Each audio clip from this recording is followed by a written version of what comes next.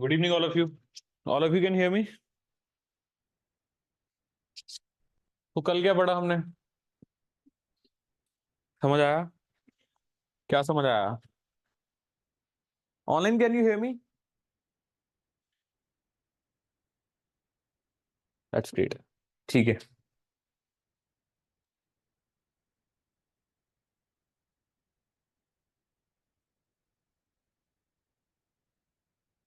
तो बड़ी ऑब्वियस ही बात है, कल हम इक्वालिटी के बारे में बात कर रहे थे। इक्वालिटी से रिलेटेड हमने काफी कॉन्सेप्ट्स को समझने की कोशिश की। सो बेसिकली हम कर क्या रहे हैं, we are learning about the NCERT. ठीक है। एनसीईआरटी से हमने शुरुआत की है अपने मॉड्यूल की। और वाई एनसीईआरटी? बिकॉज मैंने आपको पहले भी बताया था कि एनसीईआरटी आपकी प्रिपरेशन का बहुत इंपॉर्टेंट रोल प्ले करती हैं। इंपॉर्टेंट रोल का मतलब क्या है कि it is not only about the understanding of the core subjects. Core subjects जब आप करते हो, उसकी बेसिक अंडरस्टैंडिंग के लिए एनसीईआरटी बहुत इंपॉर्टेंट रोल प्ले कर रही हैं, तभी जाके आगे और समझ आता है। Number one. नंबर टू ये है कि एग्जाम पर्सपेक्टिव से भी एनसीईआरटी बहुत ज्यादा इंपॉर्टेंट है। व्हेन आई से एग्जाम पर्सपेक्टिव से एनसीईआरटी इंपॉर्टेंट है, इसका मतलब क्या है? इसका मतलब ये है कि क्वेश्चंस डायरेक्टली एनसीईआरटी में से पूछे जाते हैं। And you will see that. कल भी जब हमने क्लास डिस्कस की थी, जिसमें हमने इक्वालिटी का कॉन्सेप्ट देखा था, उसमें मैंने दो तरीके से आपको समझाने की कोशिश की थी कि एक थी आपकी अंडरस्टैंडिंग के लिए, आपके इंटरेस्ट के लिए, और दूसरा था कि एग्जाम पर्सपेक्टिव से इंपॉर्टेंट चीजें क्या। तो आपकी थ्रू आउट प्रिपरेशन ऐसे ही चलेगी, क्योंकि खाली फैक्ट्स बताता जाऊंगा आपको, आपको समझ नहीं आएगा। और खाली सिर्फ अंडरस्टैंडिंग के बारे में बात करते रहेंगे तो स्कोर कैसे करेंगे? So it has to go side by side. Correct. अब हमने कल इक्वालिटी के बारे में बात की थी। इक्वालिटी के बारे में हमने क्या बात की थी? इक्वालिटी के बारे में हमने बात की थी कि इक्वालिटी का बेसिक मतलब क्या है। इक्वालिटी का बेसिक मतलब क्या है, और इक्वालिटी जो है आपको कैसे समझ आती है। आपने सभी ने मुझे ये बोला था कि सर इक्वालिटी का मतलब बेसिकली होता है कि किसी के साथ भी अनड्यू ट्रीटमेंट ना हो, किसी के साथ कोई भी अनड्यू ट्रीटमेंट ना हो। दैट्स व्हाट इट इज, के सभी एंजॉय करें एवरीथिंग बराबर का। लेकिन इक्वालिटी सिर्फ वहीं तक सीमित नहीं थी, इससे बियॉन्ड भी इक्वालिटी गई थी हमारी, जिसमें हमने बात की थी कि इक्वालिटी। क्या आप मुझे बताओगे क्या बात की थी हमने कल? और से देखो, दो कॉन्सेप्ट्स हमने देखे थे। First is equality before law, and second हमने क्या देखा था? Equality of opportunity. करेक्ट। उसके बाद मैंने आपको बताया था इक्वालिटी अमंग्स इक्वल्स। फिर मैंने आपको बताया था कि अरिस्टोटल ने क्या बोला था? It is unjust to treat equals unequally, and it is equally unjust to treat unequals equally. अब इसका मतलब क्या था? इसका क्या मतलब था? अब इसका मतलब ये था कि इक्वालिटी के साथ जस्टिस की बात आ गई, न्याय की बात आ गई, जिसके बारे में आज हम बात करने वाले हैं। ठीक है। ऑनलाइन क्लियर है जी यहां तक? यहां तक कोई प्रॉब्लम हो तो you guys can ask me, फिर आगे चलते हैं।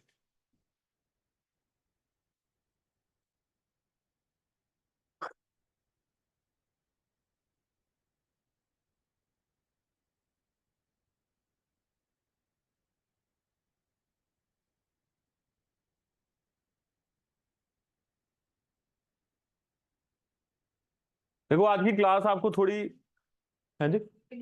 ओके। आज की क्लास जो है that is going to be very much important in the sense के जिस कोर कॉन्सेप्ट के बारे में हम बात करने वाले ना, एक बार आप समझ आओगे, थ्रू आउट आपकी प्रिपरेशन में साथ चलेगा। आपको ऐसे में भी काम करेगा, आपको जनरल स्टडीज में भी काम करेगा, आपको पॉलिटी मॉड्यूल के में भी काम करेगा, आपको गवर्नेंस में भी काम करेगा। So make it very clear कि आपको एक एक चीज समझ आए। तो बात हम किसके बारे में करने वाले हैं? जस्टिस के बारे में करने वाले।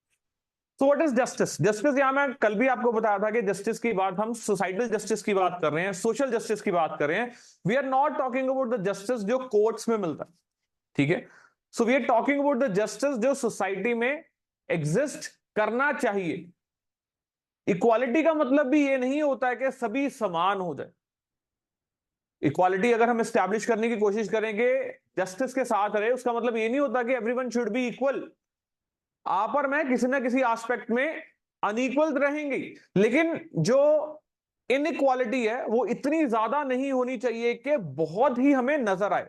फॉर एग्जाम्पल लाइफस्टाइल में इतना डिफरेंस आ जाए कि जो रिच हैं they are living so much luxurious life, और जो पुअर हैं वो बिल्कुल ही बहुत ही गरीब लाइफ जी रहे। इतना बड़ा अगर आपको प्रोमिनेंट गैप नजर आ रहा है, तब सोसाइटी में प्रॉब्लम आनी शुरू होती है। अदरवाइज इक्वालिटी हम ऐसे नहीं ला सकते कि सभी बराबर है। आ रही बात समझ ही नहीं?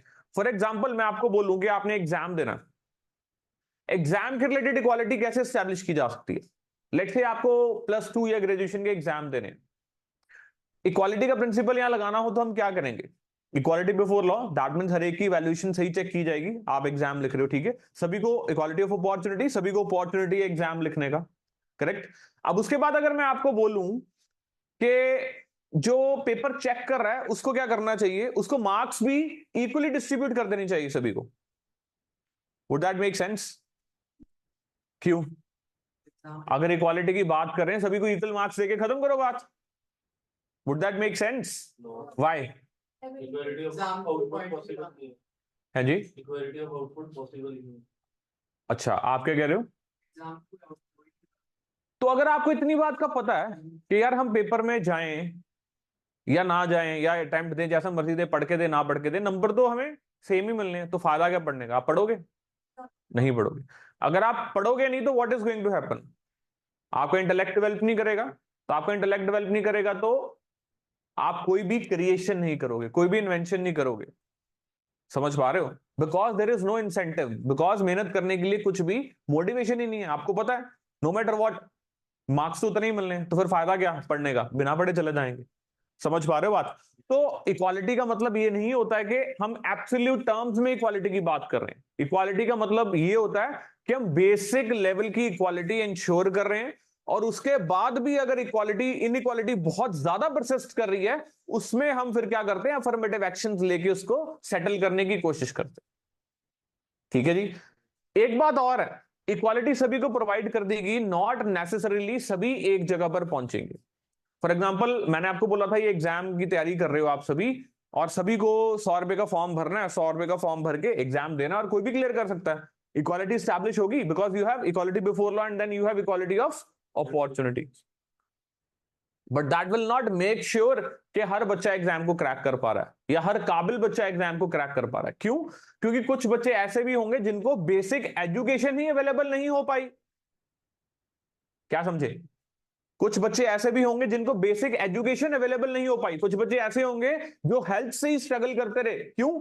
क्योंकि उनके पास पैसे नहीं थे अच्छे हॉस्पिटल्स में से या फिर डॉक्टर्स से वैक्सीनेशन लेने की, या फिर बीमार हो गए थे दे सफर्ड, या फिर they had no access to good education because they had no money, और सरकारी स्कूलों में हाल बुरा था, तो उनका वो बेसिक बेस नहीं बन पाया तैयारी के रिगार्डिंग, या फिर इन जनरल एजुकेशन के regarding. So how are they going to compete with those जो महंगी एजुकेशन अफोर्ड करके तैयारी कर रहे हैं? कर सकते हैं। So merely giving the equality is not enough.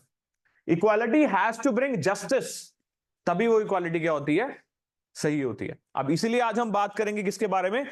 Justice के बारे में बात करेंगे। Very much important topic, justice.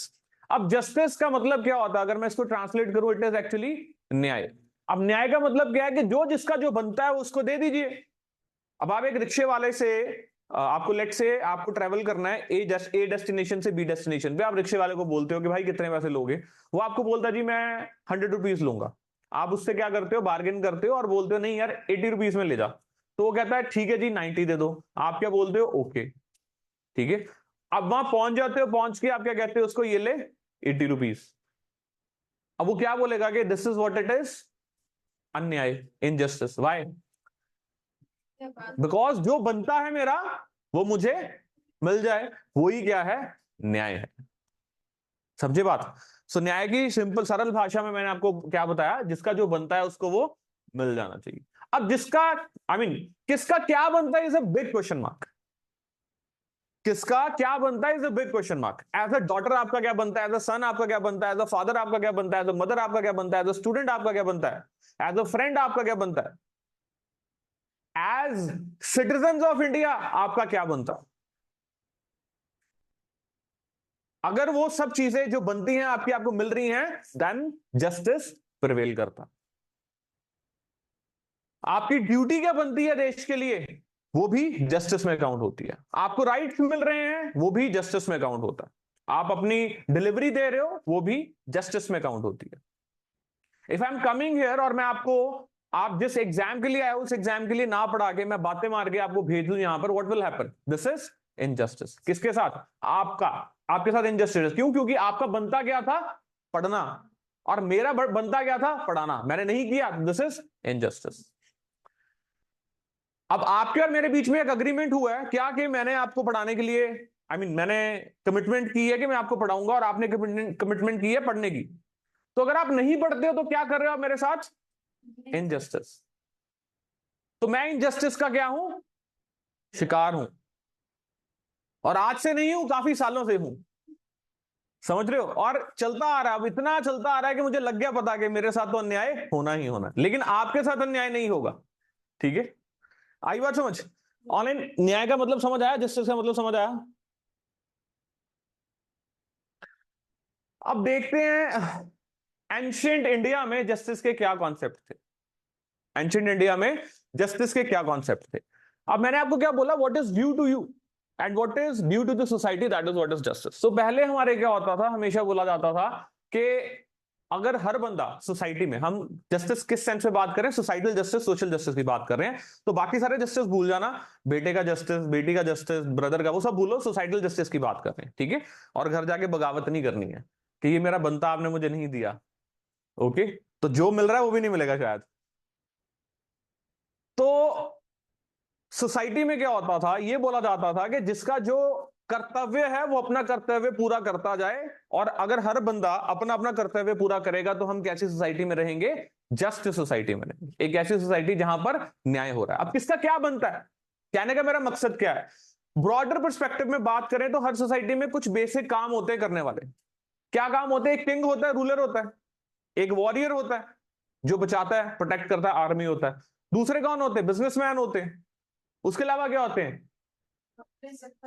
Workers होते हैं, लेबरर्स होते हैं। ये हर कहीं होता है ना। So that means education will prevail. उसके अलावा है जी, एजुकेशन विल प्रिवेल। हर एक सोसाइटी में दिमाग वाले बंदे होंगे, करेक्ट। और क्या होंगे? वॉरियर्स होंगे। ठीक है? और क्या होंगे? बिजनेसमैन होंगे। और कौन होंगे? लेबरर्स होंगे। इसके अलावा कुछ है? और कुछ होता है सोसाइटी में?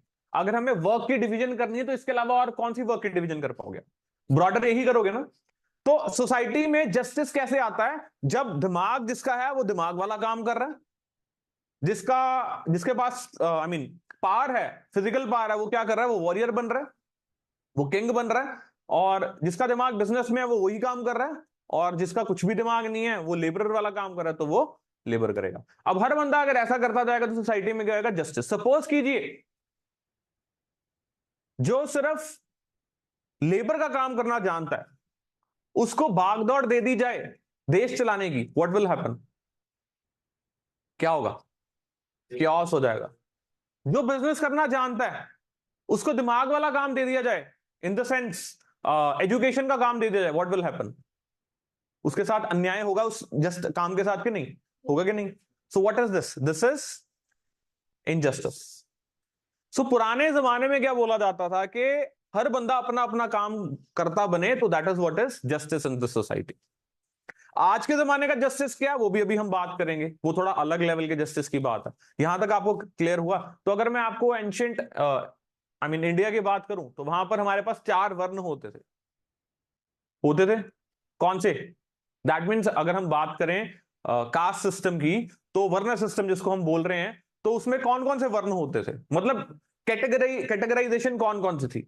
Number 1 was Brahmanas, number 2 was Kshatriyas, अभी समझाऊंगा सारा कुछ। Number 3 was Vaishyas, and number 4 was शूद्र। तो ये क्या थे? 4 वर्ण। 4 वर्ण, दैट मीन्स कैटेगरीज। कैसी कैटेगरीज? कि ये ब्राह्मण्स हैं, ये क्या काम करेंगे?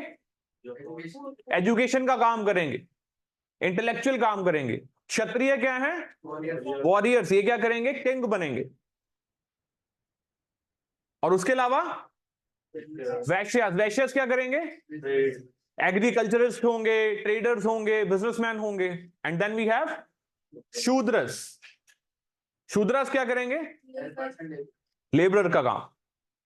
समझ आई बात यहां तक? अब अगर कोई भी अपना वर्ण छोड़ के किसी और वर्ण में जाने की कोशिश करता था तो उसको क्या बोलते थे हम? इनजस्टिस। तो जस्टिस सोसाइटी में तब होगा जब ब्राह्मण ब्राह्मण वाला काम कर रहे हैं, क्षत्रिय क्षत्रिय वाला काम कर रहे हैं, वैश्य वैश्य वाला काम कर रहे हैं, और शूद्र शूद्र वाला काम कर रहे हैं। क्लियर है यहां तक? सभी को क्लियर है? यहां तक किसी को ना समझ आया हो तो पूछ सकते हो आप। Anyone? Very much clear, simple है। ठीक है जी। अब अगर आप अपना वर्ण स्विच कर रहे हो तब प्रॉब्लम, तब क्या हो रहा है सोसाइटी में? इनजस्टिस। तो ये वर्ण आए कहां से इंडियन सोसाइटी में? ये वर्ण आते हैं मनुस्मृति से। कहां से आते हैं? मनुस्मृति। जैसे एंशियंट रिलीजियस टेक्स्ट होते हैं ना हमारे पास, जैसे कोई किताब होती है ना जहां से हम इंस्पिरेशन लेते हैं, हर एक धर्म की अपनी अपनी होती है। ठीक है, हर एक धर्म में बहुत कुछ, कहां से आप इंस्पायर हो रहे हो या कहां से आपको चीजें पता लग रही हैं, अपने अपने ग्रंथों से। सिमिलरली एक ग्रंथ है जिसका नाम क्या है? मनुस्मृति। अब मनुस्मृति क्या कहता है कि यहां पर जितनी कैटेगराइजेशन बनाई जा रही है वो किस बेस पे बनाई जा रही है? तो वो कहते हैं जो ब्रह्मा है, God, Brahma means God for them. So they are saying Brahma के जो यहां से उत्पन्न हुए हैं या निकले हैं उनको क्या बोलते हैं? Brahmans from forehead. ठीक है, ध्यान से समझना कैसे कैटेगराइजेशन दी जा रही है। यहां से कौन आया? ब्राह्मण। सो दिमाग से आ रहे हैं तो दिमाग वाला काम कर रहे हैं। आर्म से यहां से आ रहे हैं वो कौन है? क्षत्रिय।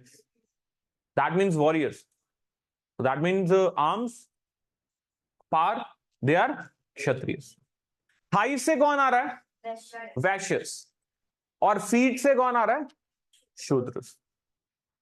सो उन्होंने इस थ्योरी को क्या दिया? डिवाइन थ्योरी बनाने की कोशिश की। मतलब भगवान की तरफ से कहते हैं ये बताया जा रहा है, तो इसलिए डिस्टिंक्शन है सोसाइटी। करेक्ट? यहां तक बात समझ आई? तो आज अगर आपको देखना हो तो ब्राह्मण क्षत्रिय तो दिख ही जाएंगे आपको, वैश्य भी दिख जाएंगे। शूद्र कौन होते? अगर आज आपको बताना हुआ, शूद्र नजर आ रहे हैं कहीं? बताइए। एससी और एसटी कहां आएंगे? हाँ बताओ जी, एससी और एसटी कहां आएंगे?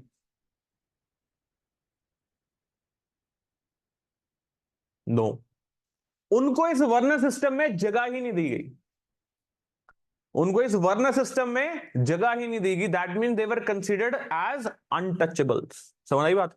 इसलिए उनको क्या बोला जाता है? They are not touchable, because उनको तो इस वर्ण सिस्टम में भी जगह नहीं मिली है। And historically they were being deprived. मतलब हिस्टोरिकल मतलब जमानों से ही, कितने पुरातन जमानों से ही उनको क्या किया गया? उनके बेसिक जो बनता था उससे ही उनको डिप्राइव किया गया, मना किया गया। सो मच सो आज भी आपने देखा होगा व्हाट इज हैपनिंग। अगर आई मीन अगर आप कहीं जाओ, किसी विलेज में जाओ, व्हाट यू विल एनकाउंटर, या फिर अगर आप अपने घर में भी आपने विटनेस किया हो, तो जो लोग सफाई कर्मचारी हैं जो सुबह साफ करने आते हैं, आप बहुत अपने आप को क्या मानते हो कि that we are very much परोपकारी, कि हम क्या ऑफर करते हैं उनको? चाय ऑफर करते हैं। बट चाय के लिए आपने उनके ग्लासेस क्या रखे होते हैं? अलग रखे होते हैं। आप सेम ग्लासेस शेयर नहीं करते हो। अगर आप में से किसी को नहीं पता इस बात का, तो विलेजेस में तो यही चीज होती है। उससे पहले क्या होता था? जहां जहां से कोई अनटचेबल निकलता था तो पीछे उसके क्या बांध देते थे? झाड़ू, ताकि वो क्या होता जाए? साफ होता जाए जहां जहां से जा रहा है। उनके टेम्पल्स अलग हैं, इवन उनके क्रिमेशन ग्राउंड भी अलग हैं। अब जिस पर्सन को इतना ज्यादा डिप्राइव किया जाता है, इतना ज्यादा उससे चीजें ली जाती है, उसको सिटीजन माना ही नहीं जाता देश का, सोसाइटी में उसको उसका बनता मिलता ही नहीं। What is going to happen? वो आपके एट पार आके कोई भी चीज में कंपीट कर सकता है?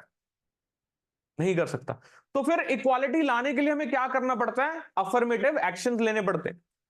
इसीलिए क्यों? क्योंकि वो तो बहुत ही पहले टाइम से ही पिछड़ते जा रहे हैं, पिछड़ते जा रहे हैं, पिछड़ते जा रहे हैं।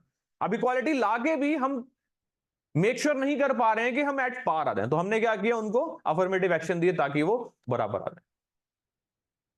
यहां तक बात समझ आई आप सभी को? ठीक है।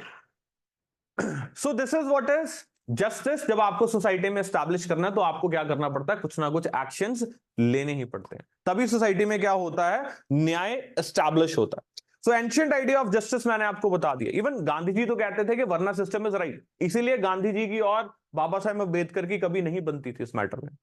एंड बाबा साहेब अम्बेडकर गांधी जी को बोलते थे आपने देश को आजाद करवाने के लिए अनेकों फास्ट रखे, देश को आजाद करवाने के लिए आप अनशन पर तो आए दिन बैठ जाते हो, क्या आप कभी एक दिन भी अनशन पर बैठे? किस चीज के लिए? कि मैं चाहता हूं देश से अनटचेबिलिटी अबॉलिश हो जाए, खत्म हो जाए, बैठे आप कभी?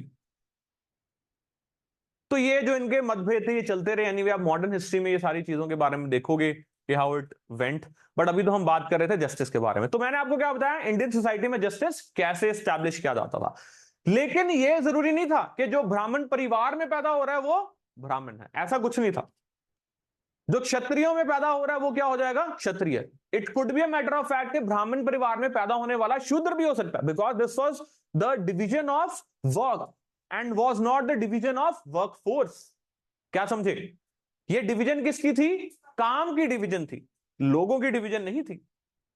तो जो ब्राह्मण परिवार में पैदा हो रहा है हो सकता है वो शूद्र वाला काम करे, जो शूद्र परिवार में पैदा हो रहा है हो सकता है उसका इतना दिमाग हो वो ब्राह्मण वाला काम करे। बट जिसका जो दिमाग है वो वैसा ही काम करेगा तो क्या होगा सोसाइटी में? जस्टिस होगा। समझ गए? अगर नहीं करोगे तो वो क्या हो जाएगा? इनजस्टिस हो जाएगा। कुछ कहना? ठीक है, ओके गाइस, यहां तक क्लियर है ऑनलाइन आपको सभी को? तो बात कर रहे थे हम जस्टिस की। अब आपने अक्सर ये बातें भी सुनी होंगी कि जस्टिस करने का फायदा क्या। सोक्रेटिस को ये बात बोली जाती है कि सोक्रेटिस, आप एक बात समझिए, मैं तो सोसाइटी में ये चीज ऑब्जर्व कर रहा हूं कि जो जितना अन्याय करता है वो उतना ही आगे जाता है, जो जितना झूठ बोलता है वो उतनी तरक्की करता है। तो फिर जो सच बोलता है वो हमेशा क्या करता है? सफर करता है। तो फिर हमें जरूरत ही क्या है सच बोलने की, न्याय करने की, इक्वालिटी के लिए आवाज उठाने की? कोई जरूरत ही नहीं है। As long as you are doing good by doing injustice, आपको इनजस्टिस ही करना चाहिए, आपको जस्टिस की तरफ क्यों जाना? तो सोक्रेटिस इस बात का जवाब देता है कि अगर इनजस्टिस को आप एक मॉरल प्रिंसिपल मान लोगे कि अन्याय करना ही सही है, तो एक समय आएगा जब सोसाइटी में सभी क्या करेंगे? अन्याय। तो उस अन्याय से किसी को भी फायदा नहीं होगा, तो सोसाइटी में क्या हो जाएगी? क्योस, जंगल राज बन जाएगा। तो हमें क्या करने की जरूरत है? हमें अन्याय को रोकने की जरूरत है। तो ये सोक्रेटिस ने उसको जवाब दिया था। ठीक है जी। अब अगर चाइनीज कॉन्सेप्ट की बात करें तो चाइनीज कॉन्सेप्ट में भी जस्टिस का यही कॉन्सेप्ट था कि किंग को हमेशा जो रॉन्ग डूअर है उसको पनिश करना है और जो बढ़िया काम कर रहा है उसको क्या करना है? एप्रिशिएट करना। ठीक है जी। अब बात करते हैं आज के कॉन्टेक्स्ट में जस्टिस की। अब आज के कॉन्टेक्स्ट में अगर मैं आपके साथ जस्टिस की बात करूं तो आपको जस्टिस से क्या समझ आएगा और जस्टिस लाने की क्या आवश्यकता है? देखिए, इंडियन सोसाइटी में अगर हम बात करें तो वी हैव दलित्स, है हमारे पास दलित्स हैं, और हमारे पास क्या है? आदिवासी हैं। करेक्ट, शेड्यूल कास्ट हैं और शेड्यूल ट्राइब्स हैं। क्लियर है? एट द सेम टाइम हमारे पास अमीर भी हैं और गरीब भी हैं, दोनों चीजें हैं। हमारे पास शेड्यूल कास्ट भी है, शेड्यूल डाउन ट्रॉडन्स की बात करते हैं जो पिछड़े हुए हैं, हमारे पास क्या है? शेड्यूल कास्ट भी हैं और शेड्यूल ट्राइब्स भी हैं। दूसरी तरफ हमारे पास क्या है? गरीब भी हैं। ऐसे ही हम अफ्रीकन सोसाइटीज में चले जाएं तो वहां पर आपको क्या नजर आता है? ब्लैक्स नजर आते हैं। करेक्ट, और उसके बाद गरीब भी नजर आते हैं। लेकिन वर्ल्ड एट लार्ज की बात करें तो हम जस्टिस और इनजस्टिस की बात किस सेंस में करते हैं? Economic sense. हम इंडियन सोसाइटी में इकोनॉमिक जस्टिस के साथ साथ सोशल जस्टिस की भी बात करते हैं। करेक्ट। तो इकोनॉमिक जस्टिस का मतलब क्या है? कुछ लोग बहुत अमीर हैं और कुछ लोग बहुत गरीब हैं। अब ये अमीर गरीब का जो फर्क है इसी को ही निकालने के लिए बहुत ज्यादा डिबेट चलती। अब ये अमीर गरीब का फर्क आया कैसे वो भी बात करेंगे। तो मैंने कल आपको बताया था कि आपसे रूबरू करवाऊंगा कार्ल मार्क्स को। ठीक है, तो अब एक विचारधारा को समझते हैं कि वो क्या विचारधारा है। तो बात करते हैं कि जब मैंने आपको बोला था कि अगर आपको एक सोसाइटी स्टैब्लिश करनी है, एक बढ़िया सोसाइटी स्टैब्लिश करनी है, तो सोसाइटी को स्टैब्लिश करने के लिए आपको कुछ रूल्स एंड रेगुलेशन बनाने हैं। तो आप कैसे रूल्स एंड रेगुलेशन बनाओगे? आप मुझे बताइए। आप बोलोगे इक्वालिटी बिफोर लॉ, बोलोगे ना कि लॉ के हमने एक सोसाइटी बनानी है, लेट्स से जंगल राज है, और जंगल राज में आपने क्या सोचा कि हम क्या करते हैं जी? एक सोसाइटी बनाते हैं। सपोज जंगल राज ये है, इस क्लासरूम में ही सोच के चलते हैं जंगल राज है। What is going to happen? क्या होगा? Let's say there is no rule and regulation, मैं भी यहां नहीं हूं, मैं भी आपके साथ ही बैठा हूं। What will happen? और यहां हम सब क्या है? भूखे हैं। क्या होगा? और यहां पर कहीं बिस्किट्स पड़े हैं, कहीं चॉकलेट्स पड़ी हैं, कहीं चिप्स पड़े हैं, कहीं कोक पड़े हैं। What will happen? और हम सब भूखे हैं, कोई रूल्स एंड रेगुलेशन नहीं, और भूखे 5-7 दिन के भूखे हैं, प्यास भी लगी है, पानी भी पीना, हम क्या करेंगे? होगा क्या? यहां पड़ा खाने के लिए सामान, क्या करोगे आप? कभी क्या करोगे? उस खाने को लेने के लिए टूट पड़ोगे। क्यों? क्योंकि भाई जीना है, सरवाइव करना है, जंगल राज यही तो होता है, इजंट इट? मत्स्य न्याय किसे कहते हैं? Big fish is eating small. क्या हुआ? Big fish is eating small, यही होता है ना मत्स्य न्याय, करेक्ट? तो यहां क्या होगा? आप सभी क्या करोगे? झपट पड़ोगे किसके ऊपर? फूड के ऊपर। ठीक है, झपटना तो चलो पड़ोगे, जब कोई दिक्कत नहीं है, लेकिन ये फूड लेगा कौन? किसके हाथ में आएगा? जो जो ज्यादा पावरफुल है, जो ज्यादा पावरफुल है। सो जो स्ट्रांग है, जिसके पास ज्यादा पावर है, वो क्या करेगा? वो ज्यादा चिप्स के पैकेट ले जाएगा। वो कहेगा कल का क्या पता, आज मुझे कितनी जरूरत है? एक चिप्स के पैकेट की जरूरत है, मैं तो ये 4 ही ले जाऊंगा। अच्छा, ये पानी की बॉटल्स भी पड़ी हैं, ये भी ले जाऊंगा, है कि नहीं? उससे ज्यादा कोई पावरफुल आ जाएगा तो उसको मार के ले लेगा। और जो बेचारा बिल्कुल भी पावरफुल नहीं है, उसका क्या बनेगा? कुछ भी नहीं बनेगा। तो ऐसे में what we should do? We should make certain rules and regulations के ऐसी रूल्स एंड रेगुलेशन हो जाए कि सभी को चिप्स मिल जाए, सभी को बिस्किट मिल जाए, सभी को पानी मिल जाए, इजंट इट? यहां तक बात समझ आई आपको कि नहीं आ रही है? सो ये हम क्या जस्ट सोसाइटी बनाने की क्या कर रहे हैं कोशिश? तो हम सभी क्या करते हैं? एक अग्रीमेंट करते हैं कि भाई आओ सभी मिलके एक सोसाइटी बनाते हैं, जिसमें हम क्या मेक श्योर करेंगे कि किसी की जान को खतरा नहीं है, कोई किसी को मारेगा नहीं, और उसके बाद जो ये डिस्ट्रीब्यूशन है ये फेयर होनी चाहिए। जो डिस्ट्रीब्यूशन है कैसी होनी चाहिए? फेयर होनी चाहिए, कि सभी को उनका बनता मिलता जाए, किसी को कोई परेशानी ना आए। आप कहोगे हाँ ये तो बढ़िया यार, आज तो चलो मैं पावरफुल हूं, मैं ले जाऊंगा, कल को मेरे से ज्यादा कोई पावरफुल आ गया तो वो मुझे मार देगा जान से, तो कोई गारंटी नहीं है ना।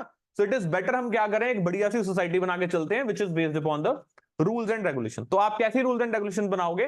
नंबर 1 आप बोलोगे इक्वालिटी बिफोर लॉ, कि ठीक है सर आपने बोला सोसाइटी बनाओ, बट इट शुडंट बी कि आप जसवन को क्या दे रहे हो? फालतू पैकेट्स दे रहे हो, ऐसा नहीं होना चाहिए। देन इक्वालिटी ऑफ अपॉर्चुनिटी, कि सभी को इक्वल अपॉर्चुनिटी होनी चाहिए, कैसी? वो लेने की। बट आप यहां खड़ोगे कि कोई ज्यादा ना ले जाए। आज क्या हो रहा है? आज क्या हो रहा है? इक्वालिटी ऑफ अपॉर्चुनिटी मैंने आप सभी को दे दी। अगर हम बात करें तो आप में से अगर कोई ज्यादा काबिल था, वो क्या लेके जा रहा है? ज्यादा। अब फर्क क्या आया? मैं यहां खड़ गया, मैंने देखा कि कोई ज्यादा ना ले जाए। क्यों ज्यादा ना ले जाए? क्योंकि कोई ऐसा भी है जो बिल्कुल भी नहीं लेके गया, तो वो तो मर जाएगा। आज क्या हो रहा है? यही गैप आ रहा है। जो अमीर है, जो कैपिटलिस्ट है, जो पूंजीवाद है, they are generating more and more wealth, the generating more and more wealth. और ये जो गैप है ये बढ़ता जा रहा है, बढ़ता जा रहा है, बढ़ता जा रहा है, इतना बढ़ता जा रहा है that you can not imagine कि आने वाले टाइम में what is going to happen, how are people going to survive. आपने देखी है गरीबी कैसे प्रिवेल करती है सोसाइटीज में, कैसे झुग्गियां बनी हुई हैं, you have seen everything, correct? और ऑन द अदर हैंड आपने ये भी देखा है कि अभी वेडिंग हुई थी अंबानी की, so what was spend over that? Are you getting me और नॉट? ये गैप को कम करने की हमें क्या है? जरूरत है। अब ये गैप आए कैसे, हम उसके बारे में बात कर रहे थे। चलो, तो हम पुरानी सोसाइटी में हमने क्या किया? ये रूल्स एंड रेगुलेशंस बना लिए। आपने बोला सर ऐसी सोसाइटी होनी चाहिए जहां पर इक्वालिटी बिफोर लॉ प्रिवेल करे और इक्वालिटी ऑफ अपॉर्चुनिटी भी होनी चाहिए। तो ऐसे चलता गया। अब हुआ क्या? अभी तक इसी प्रिंसिपल थे। इक्वालिटी ऑफ अपॉर्चुनिटी के तहत आप में से जो काबिल था वो ज्यादा ज्यादा क्या करता गया? प्रोक्योर करता गया, और जो काबिल नहीं था वो प्रोक्योर नहीं कर पाया। तो as a consequence what happened? कुछ हैव्स वाले बन गए, कुछ हैव नॉट वाले बन गए। मतलब कुछ ऐसे हो गए जिनके पास बहुत कुछ था, कुछ ऐसे बन गए जिनके पास कुछ भी नहीं था। अब जब जिनके पास कुछ भी नहीं था वो आवाज तो उठाएंगे, वो बोलेंगे ना कि हम तो सफर कर रहे हैं, हमें प्रॉब्लम हो रही है, व्हाट शुड हैपन? हमें हमारे लिए कोई सुने, government is not listening to us. तो आप क्या करोगे? आप रिवोल्ट करोगे, करोगे रिवोल्ट। रिवोल्ट करके क्या करोगे? जिनके पास है उनसे सामान लोगे अपने हाथों में, करेक्ट? तो कार्ल मार्क्स एक ऐसा शख्स था जो बोलता था कि हर एक फसाद की जो जड़ है वो है पैसा, वो है प्राइवेट प्रॉपर्टी। अगर हम पैसे को खत्म करें, प्राइवेट प्रॉपर्टीज को खत्म करें, कि कोई अपने नाम पे कोई भी प्रॉपर्टी प्रोक्योर कर ही नहीं सकता, तब क्या होगा? वर्कर्स की जो एक्सप्लॉयटेशन है वो खत्म हो जाएगी। कहता अगर एक बिजनेसमैन पैसा कमा भी रहा है तो वो खुद ब खुद पैसा नहीं कमा रहा है, उसमें बहुत बड़ा योगदान किसका है? लेबर का है।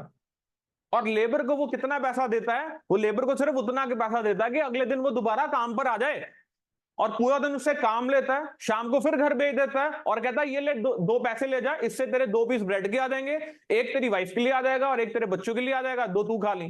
कल को फिर काम पे आ जाएंगे, और वो इस जंजाल में फंसा रहता है, और जो पैसा कमाया जा रहा है वो किसके पास जा रहा है? कैपिटलिस्ट के पास, अमीर के पास, बिजनेसमैन के पास। ये एक्सप्लॉयटेशन जो हो रही है, कहता कब तक चलेगी? ये तब तक चलेगी जब तक वर्कर्स इस चीज को रियलाइज नहीं कर लेते कि वो एक्सप्लॉयट हो रहे हैं। जिस दिन कहता आप रियलाइज करके कि आप एक्सप्लॉयट हो रहे हो, उस दिन क्या होगा? उस दिन आपके साथ जस्टिस होगा।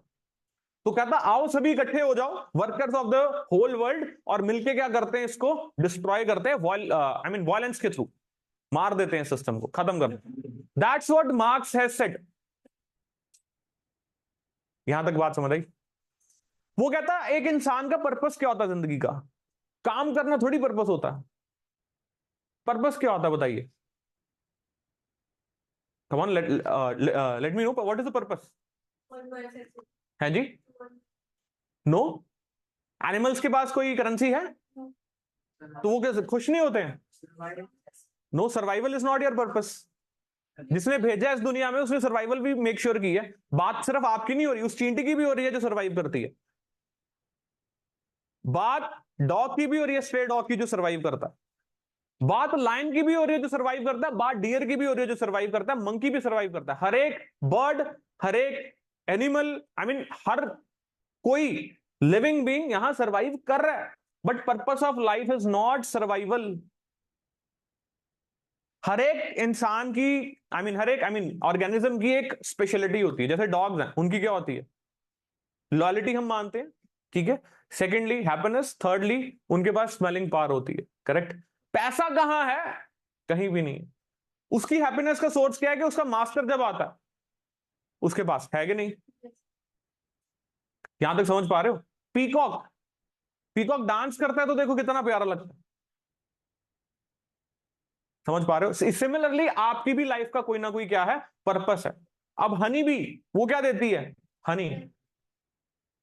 सिल्क वॉर्म क्या देता है? सिल्क। पर्पस। आपका क्या पर्पस है? मतलब आपका इंडिविजुअल पर्पस नहीं कह रहा मैं, आपका कलेक्टिव एज ह्यूमन बीइंग क्या पर्पस है आपका? पैसा कमाना। You may not, you may not, but आपको वो पर्पस आइडेंटिफाई करना पड़ेगा कि मेरी जिंदगी का पर्पस क्या है। अगर विराट कोहली कभी मैदान पे उतरता ही ना, बैट पकड़ता ही ना, सचिन तेंदुलकर कभी ना पकड़ता, तो उसको क्या पता लगता कि मैं बहुत बढ़िया क्रिकेट खेल सकता हूं? मानते हो उन्होंने अपनी लाइफ का पर्पस आइडेंटिफाई किया कि नहीं किया?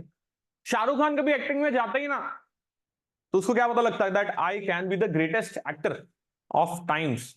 समझ रहे हो बात? सो अपना पर्पस आइडेंटिफाई किया कि नहीं किया? किया।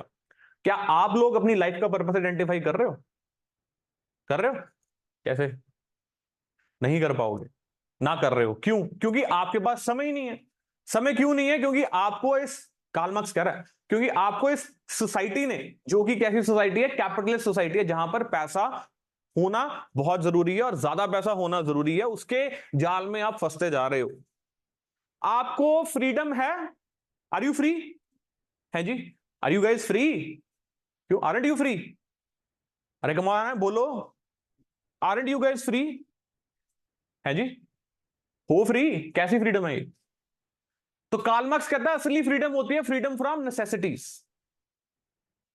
असली फ्रीडम होती है जब अपनी जरूरतों से आप क्या हो जाओ? फ्री हो जाओ। आप अपनी जरूरतों से फ्री हो? डू यू थिंक आज यहां बैठे रहोगे सारी उम्र आपको कोई खाना खाने के लिए देगा? You are not free. तो when you are not free, how can you think कि आप किस पर्पस के लिए आए हो?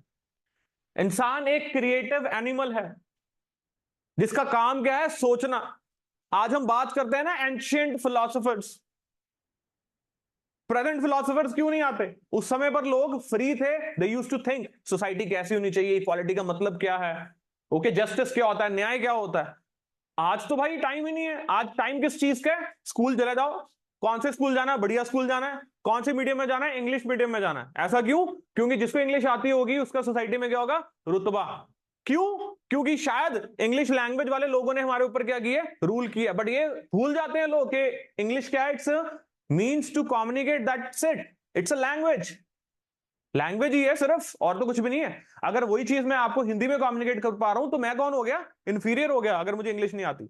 बट ऐसा क्यों है कि इंग्लिश को तवज्जो दी जाती है? बिकॉज इस सोसाइटी में सिर्फ और सिर्फ जिसके पास पैसा है, रिसोर्सेज है, वही इंग्लिश सीख पाता। तो ऑटोमेटिकली ये बात जायज हो जाती है कि अगर इसको इंग्लिश आती है तो ये वेल ऑफ है। जजमेंट्स आई बात यहां तक समझ? तो हो क्या रहा है, आप स्कूल में जा रहे हो, अच्छे स्कूल में आपको पढ़ाने की कोशिश की जा रही है, उसके बाद अच्छे कॉलेज में एडमिशन देने की कोशिश की जा रही है, उसके बाद क्या हो रहा है, एंट्रेंस एग्जामिनेशन में आप जा रहे हो। एंट्रेंस एग्जामिनेशन में क्यों जा रहे हो? बिकॉज आपको कहां लेनी है, एक अच्छे जॉब लेनी है या अच्छे कंपनी में प्लेसमेंट लेनी है। तो उसमें आप क्या करते हो, अच्छे कॉलेज चूज करते हो और अच्छे सारे पैसे इकट्ठे करते हो, फिर फीसें पे करते हो, और उसके बाद क्या होता है, कहीं आपकी जॉब लग जाती है। Now you are the happiest person. क्यों? बिकॉज आपका क्या मेक श्योर हो गया, सर्वाइवल। ऐसा ही हो रहा है। अभी जो सर्वाइवल आपका हो रहा है उसमें आपको क्या करना है, आपको सुबह उठ के काम पे जाना है, वहां पर जाके लैपटॉप पे या फील्ड पे, what ever the nature of job is, या मशीन्स पे आप वो कर रहे हो, शाम को घर वापस आ रहे हो, अगले दिन फिर जा रहे हो, फिर वापस आ रहे हो। हर महीने के बाद आपको क्या मिल जाते हैं, पैसे मिल जाते हैं, and you feel very happy कि वाह लाइफ सेट होगी। अरे इसलिए आए थे, इसलिए आए थे कि महीने के आखिर में इतने पैसे मिल जाएंगे, तो कभी छुट्टी मिल गई काम से तो जाके बर्गर खा लेंगे, या कोई आइसक्रीम पार्लर जाके अच्छी सी आइसक्रीम खा लेंगे, वाह what a life, coffee P लेंगे, मजा। ये थी लाइफ, ये पर्पस था। तो कुछ भी क्रिएटिव नहीं होगा लाइफ में। थॉमस एडिसन ये सोच लेता तो क्या करता, ग्राहम बेल अगर ये सोच लेता तो क्या फोन मिलता, राइट ब्रदर्स ये सोच लेते तो क्या प्लेन बनता। जो क्रिएटिविटी है ना, जो क्रिएशन है, हमेशा क्या डिमांड करती है, टाइम डिमांड करती है, और फ्रीडम डिमांड करती है। किस चीज से freedom? Freedom from necessities, freedom from necessities. लेकिन ये कैपिटलिस्ट मॉडल जो है, इसने आपको फ्रीडम नहीं दी। इसको रियलाइज हो गया कि इनको फ्रीडम नहीं दी जा रही है, एक टाइम आएगा इनको लगेगा कि हमारी क्या हो रही है, एक्सप्लॉयटेशन। तो ये क्या करेंगे, दे विल रिवोल्ट। तो उन्होंने क्या कहा कि ओके क्या करो, इनको छुट्टियां देनी शुरू कर दो। तो आपको क्या छुट्टी दी, सैटरडे की और संडे की मिलती है ना छुट्टियां। इवन कंपनीज में भी, प्राइवेट कंपनीज में भी सैटरडे संडे की छुट्टियां मिलती हैं। अच्छा वर्कलोड ज्यादा हो रहा है तो इनको प्लेग्राउंड दे दो। तो आज बड़ी बड़ी कंपनीज जो है वहां प्लेग्राउंड है, वहां टेबल टेनिस मिलेगा आपको खेलने को, अगर किसी का है एक्सपोजर तो दे दो। वहां आपको बैडमिंटन खेलने को मिलेगा। सो अगर आप बोर हो रहे हो जाओ खेल लो, फ्री नहीं कर रहा कोई आपको, आपको उस माहौल में ढालने की क्या की जा रही है, कोशिश की जा रही है। अब आपका दिमाग कैसा हो गया कि अगर मैं अच्छे ब्रांड्स पहन रहा हूं तो उसी में ही क्या है, स्वैग है। लाइफ तो वही है, अगर मेरे हाथ में महंगी घड़ी घड़ी है तभी मजा है, मेरे हाथ में फोन महंगा है तभी मजा है। तो आपने इस चीज के साथ अपने आप को क्या करना शुरू कर दिया, आइडेंटिफाई। तो फ्री होने के बजाय आप क्या होते गए, और ज्यादा स्लेव होते गए इन चीजों के। तो मतलब जो सिस्टम सोसाइटी में इनजस्टिस लेकर आ रहा है, उस सिस्टम का आप क्या बन गए, हिस्सा बन गए। तो अगर आपको सैटरडे ऑफ मिलता भी था तो सैटरडे को भी आपने लेजर में कैसे बदला, बैठ के किताब लिख के नहीं, बैठ के अपनी थॉट्स लिख के नहीं, कुछ बड़ा सोच के नहीं, आपने सोचा चलो कोई मॉल जाके आते, कोई प्लेइंग स्टेशन जाके आते, आपने ये सोचा। वहां जाके क्या किया, आपने शॉपिंग कर ली। वो भी तो किसी ने बनाया मॉल, किसने बनाया, वो भी कैपिटलिस्ट था। तो जहां से निकले सोच के कि यहां से छुट्टी मिल गई, एंट्री कहां ली, वहां ली। तो मैं आगे भी क्लास में मेंशन करता हूं कि you guys are so much fascinated with the brand and the महंगी चीजें, कि आपको टॉमी अच्छा लगेगा, आपको कैल्विन क्लेन अच्छा लगेगा। जबकि अगर मैं बोलूं रमेश जीन्स खरीद लो तो खरीदोगे? एक बार पहले भी मैंने बात की थी, खरीदोगे? क्यों? टॉमी भी तो बंदे का ही नाम है, टॉमी भी तो बंदे का ही नाम है।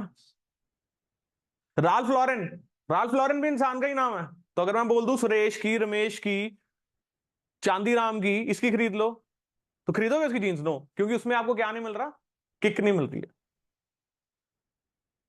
तो यू गाइज आर मेड के आप सिस्टम को फॉलो करो, उस सेंस में कि आप स्लेव बन के रह जाओ। आई बात समझ? Is that clear? सो मैं बात क्या कर रहा था आपके साथ, सिस्टम की। ये जो सिस्टम है इसको चैलेंज किसने किया था, Karl Marx.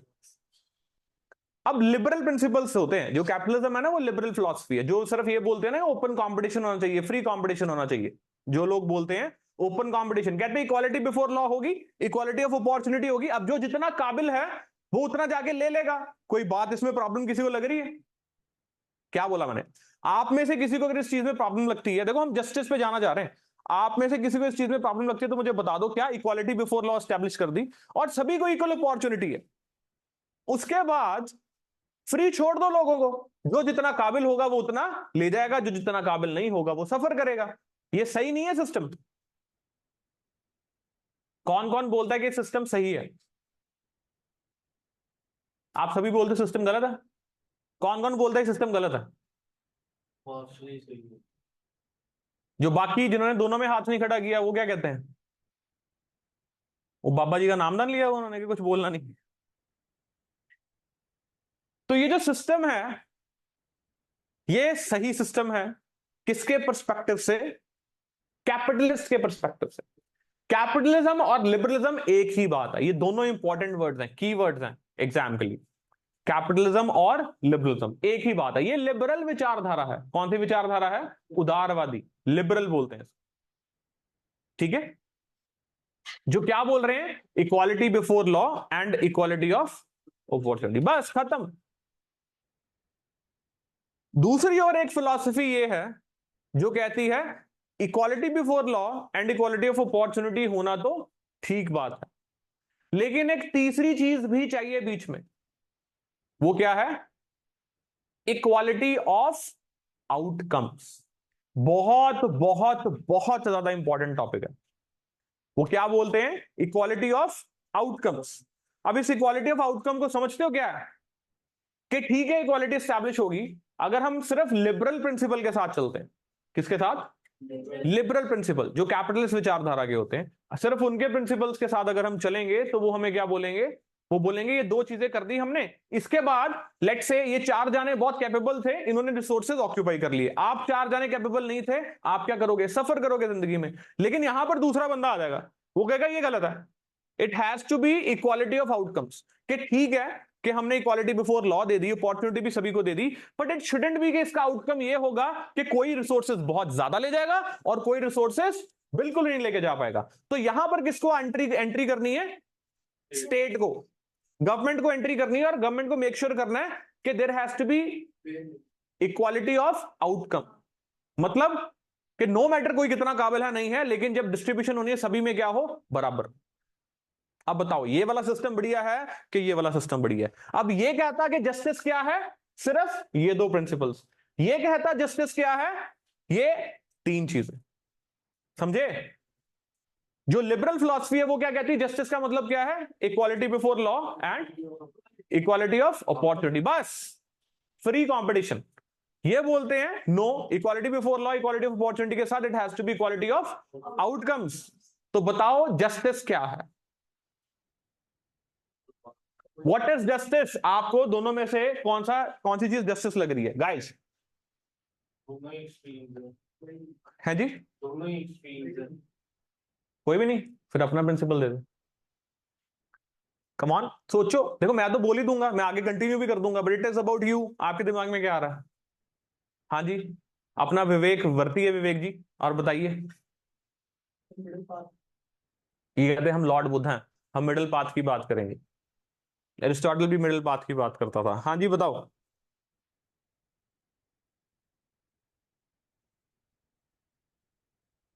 Navjot ji, Karl Marx ने।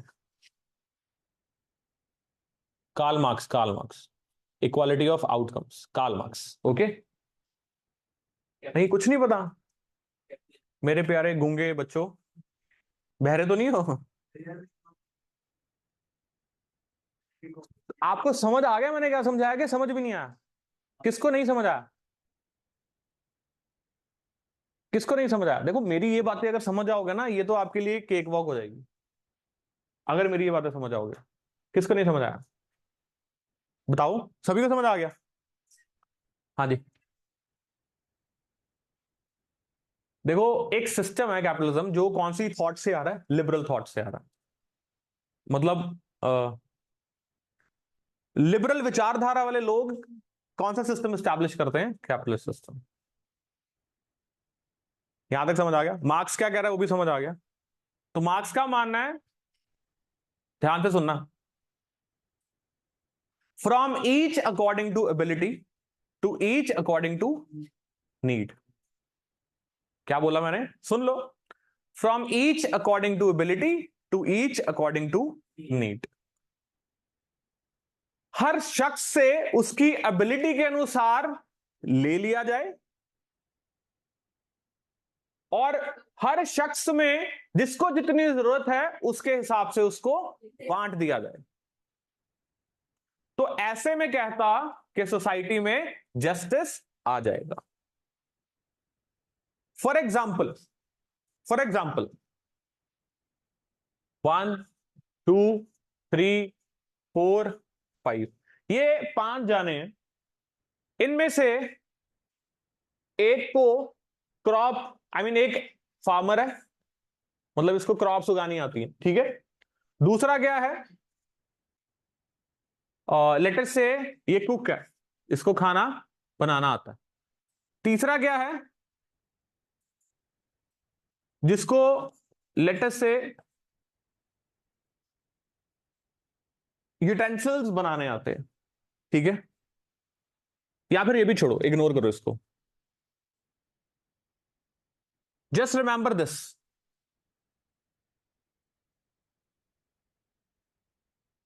ये 2 जाने हैं, इन दोनों को क्या आता है, एक को खाना उगाना आता है, एक को खाना बनाना।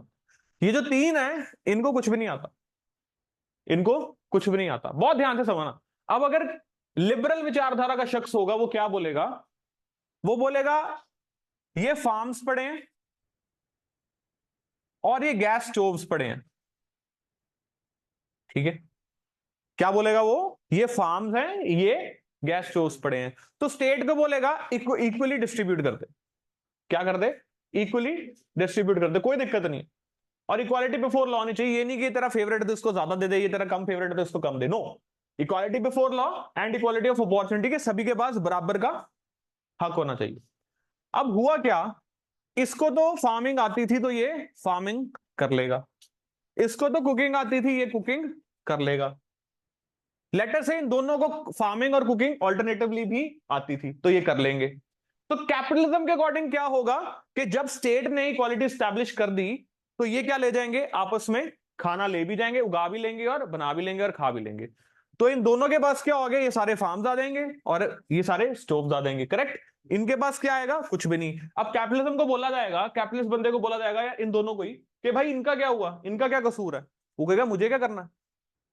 या तो बोलो ना कि स्टेट ने आके सारे फार्म्स मुझे दे दिए, स्टेट ने तो बराबर बोला, स्टेट ने स्टोव आके मुझे दे दिए, ऐसा भी कुछ नहीं है। अब अगर ये नालायक निकले तो इसमें मेरा क्या कसूर है, मेरा कोई कसूर है। हमारा कहते कोई कसूर है अगर ये नालायक है, नो। जितनी अपॉर्चुनिटी उनके पास थी उतनी हमारे पास थी, जितने फार्म्स उनके पास थे उतने हमारे पास थे। तो अब अगर हम काबिल निकले तो आप ये क्यों कह रहे हो कि इनके साथ अन्याय हो गया। Drunkard in the gutter where he ought to be, शराबी की जगह कहां है, गटर में, और वहां रहनी चाहिए। That's what they would say. हमने थोड़ी कहते मुंह खोल के पिलाई, तो कर लेते मेहनत, सीख लेते, फार्मिंग सीख लेता, कोई कुकिंग सीख लेता, नालायक तो खुद है ये। तो मरने दो, हमारा कोई लेना देना नहीं है। That's what capitalist would say. अब आ जाएगा कार्ल मार्क्स। कार्ल मार्क्स बोलेगा अच्छा आप क्या कहते हो, ठीक है ये बात, जस्टिस की बात हो रही है, न्याय की बात हो रही है, आप क्या कहते हो ये बात ठीक है। हाँ जी ऑनलाइन, रिया बिल्कुल ठीक कह रहे हो आप। ऑनलाइन जी, किसी को कोई डाउट, अभी तक देखो मुझे कोई क्वेश्चन मिला नहीं किसी का, सो आई एम प्रिज्यूमिंग कि नहीं है। अगर मैं मिस कर गया हूं तो आप मेंशन कर सकते हो। ओके ओके, यहां तक बात समझ आई। आप में से कौन इस फिलॉसफी के साथ अग्री करता, आप अग्री करते हो, और आप भी करते हो, और बाकी नहीं करते अग्री, बाकी क्या कहते हैं, जो लोग नहीं अग्री करते वो क्या कहते हैं। एक पेड़ में हमको भी चाहिए स्पाइडर, उतना मिल जाए उसके बाद इसकी हो सकता है सीखने के लिए रिसोर्सेज नहीं मिले, हाँ सीखने के लिए रिसोर्सेज शाबाश। और ना। अच्छा सुनो, ऑनलाइन भी काफी बच्चे एग्री कर रहे हैं, काफी नहीं भी कर रहे हैं। अब यहां आएगा कार्ल मार्क्स, वो कहेगा चीजें इतनी सिंपल नहीं होती जितनी आपने कर दी मिस्टर लिबरल। वो कहता आप क्या फार्मिंग भगवान के घर से सीख के आए थे, आप क्या कुकिंग भगवान के घर से सीख के आए थे? नहीं। आपके माँ बाप ने आपको रिसोर्सेज दिए तो आपने फार्मिंग सीख ली, आपके माँ बाप ने आपको कुकिंग के रिसोर्सेज दिए, आपने कुकिंग सीख ली। इनके ना माँ थी ना इनका बाप था, ये शायद ऑर्फनेज में थे, और जिनके माँ बाप थे भी वो क्या कर रहे थे? लेबर कर रहे थे। इनके पास तो बेसिक एजुकेशन भी नहीं, बेसिक हेल्थ भी नहीं। कुछ इनमें से ऐसे थे जो तो बिल्कुल ही भूखे रह के बड़े हुए, माल न्यूट्रिशन रहे, रात को खाना मिलेगा या नहीं मिलेगा ये भी नहीं पता, एजुकेशन की तो बात ही छोड़ दो। कुछ इनमें से ऐसे थे जो कि दलित थे, उनके साथ तो इतना अत्याचार हुआ कि उनको एक्सेप्ट ही नहीं किया सोसाइटी ने, इनको तो बाहर ही कहीं रहना पड़ता था, अपने ही बर्तन रखने पड़ते थे, व्हाटएवर, उनकी सर्वाइवल इतनी मुश्किल थी। कुछ इनमें से ऐसे थे जो ऑर्फन ही थे, they had nothing, they had nothing. तो आप ये बताइए कि आप अपने आप को इनके साथ कैसे कंपेयर कर सकते हो? क्योंकि इक्वालिटी का मतलब क्या है? Equality amongst equals. ये तो इक्वल है ही नहीं, तो बेसिक प्रिंसिपल वायलेट हो रहा है, तो यहां तो इनजस्टिस होगा ही होगा, दिस इज अनजस्ट। करेक्ट है? यहां तक बात समझ आई? तो Karl Marx would say what should happen from each according to ability to each according to need. मतलब इसकी एबिलिटी क्या है? फार्मिंग की, इससे फार्मिंग करवाओ सारी लैंड पे। इसकी एबिलिटी क्या है? कुकिंग की, इससे कुकिंग करवाओ। इनकी एबिलिटी क्या है? कुछ भी नहीं। इनकी एबिलिटी क्या है? कुछ भी नहीं। तो व्हाट शुड हैपन? जो फार्मिंग से आई मीन क्रॉप्स मिल जाएं, जो कुकिंग से खाना मिल जाए, पांचों में क्या कर दो? इक्वली डिस्ट्रीब्यूट कर। अब इस फिलॉसफी से कौन एग्री करता है? इस फिलॉसफी से कौन एग्री करता है? राजपाल जी क्या रिपीट करने को कह रहे हो आप मेरे को? मैंने आपको बोला कार्ल मार्क्स की ओपिनियन ये थी कि जिसको जो करना आता है उससे वो करवा लो, और जिसको जितनी जरूरत है उसमें बांट दो। हाँ जी, ऑनलाइन, ऑनलाइन में काफी कह रहे हैं आई डोंट एग्री, काफी कह रहे हैं वी एग्री। अब आप क्या कहते हो? आप में से कौन कहता है we don't agree? 1 2 3 4 5 6 7, almost you gather saying you don't agree. तो फिर अग्री किससे करते हो आप? फिर किससे? लिबरल से एग्री करते हो? उससे भी नहीं करते? अच्छा, ना इधर के ना उधर के। जैसे हर चीजें सबको बराबर दी जा रही है, इससे अच्छा जो फार्मिंग है, जो कुकिंग वहाँ उनको दी जाए, कुछ सिखाया जाए तो वो भी शायद कुछ अच्छा कर पाए, फिर उसका इस्तेमाल कर पाए। तो ठीक है, यहां पर अमर्त्य सेन आते हैं। कौन आते हैं? अमर्त्य सेन। वैसे तो आपको जरूरत नहीं है, मैं आपको नाम तो बता रहा हूं क्योंकि मुझे इनकी सारी हिस्ट्री पता है, because I am student of political science. तो मैं आपको बता रहा हूं, आप मत याद रखिएगा, आपको जरूरत नहीं है याद रखने की, ठीक है? यहां पर अमर्त्य सेन वुड आएंगे, वो कहेंगे it is better for the state कि वो क्या करे? वो कैपेसिटी बिल्ड करे। क्या करना है स्टेट को? स्टेट को कैपेसिटी बिल्ड करनी है। स्टेट को जरूरी नहीं है क्या करे कि इनको लाके खाना फ्री में दे दे, रादर इनको भी उतना एनेबल कर दे, जैसे मैंने कल बताया ना, स्टेट एनेबलर। इनको एनेबल कर दे कि इनको फार्मिंग भी आ जाए और इनको कुकिंग भी आ जाए, फिर कहते बात खत्म। किसी को उधार पैसे देना इज इजी, किसी को काम सेट करके देना is difficult, and money is the easiest thing which you can give to anyone, unless until आप बहुत श्रूड कैपिटलिस्ट हो। तो वैसे money, the easiest form of charity is money. Do you know this? आपने देखी organisation, आपने देखा होगा एनिमल वेलफेयर ऑर्गेनाइजेशन, वो क्या करती हैं? कुत्तों को उठा के लाते हैं, बीमार कुत्तों को या जानवरों को, उनकी सेवा करते हैं, उनको ठीक करते हैं, है कि नहीं? आप क्या करते हो? आप उसमें 100 200 500 रुपया कॉन्ट्रीब्यूट करके ना एक फील ले जाते हो कि यार भाई मैं कितना अच्छा हूं, मेरे मन में कितनी अच्छाई है, I have done this much, मेरे कर्म लिखे गए। भगवान को भी गए तो नोट कर लेंगे तेरी रहना था भाई खाते से, ये देख आज दिया 500 का नोट। समझ रहे बात? But do you know what? Money is the easiest thing जो आप किसी को दे सकते हो एज अ चैरिटी। एफर्ट्स जो होते हैं, टाइम होता है, दैट इज समथिंग जो जो बहुत चीजें डिमांड करता है। ओके जी, यहां तक क्लियर हो गया? एनीवे, तो ये तो जस्टिस स्टैब्लिश करने की बात होगी यहां पर। अब थोड़ा आगे चलते हैं और देखते हैं, यहां तक आपको बेसिक प्रिंसिपल्स क्लियर हुए कि नहीं हुए?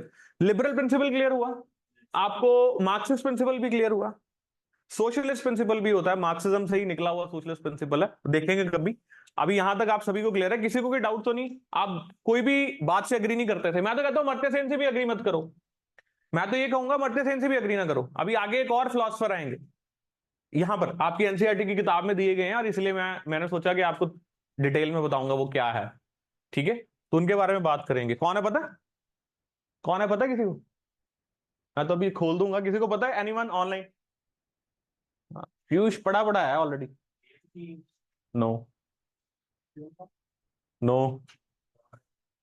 हाँ, ये कौन बोला था?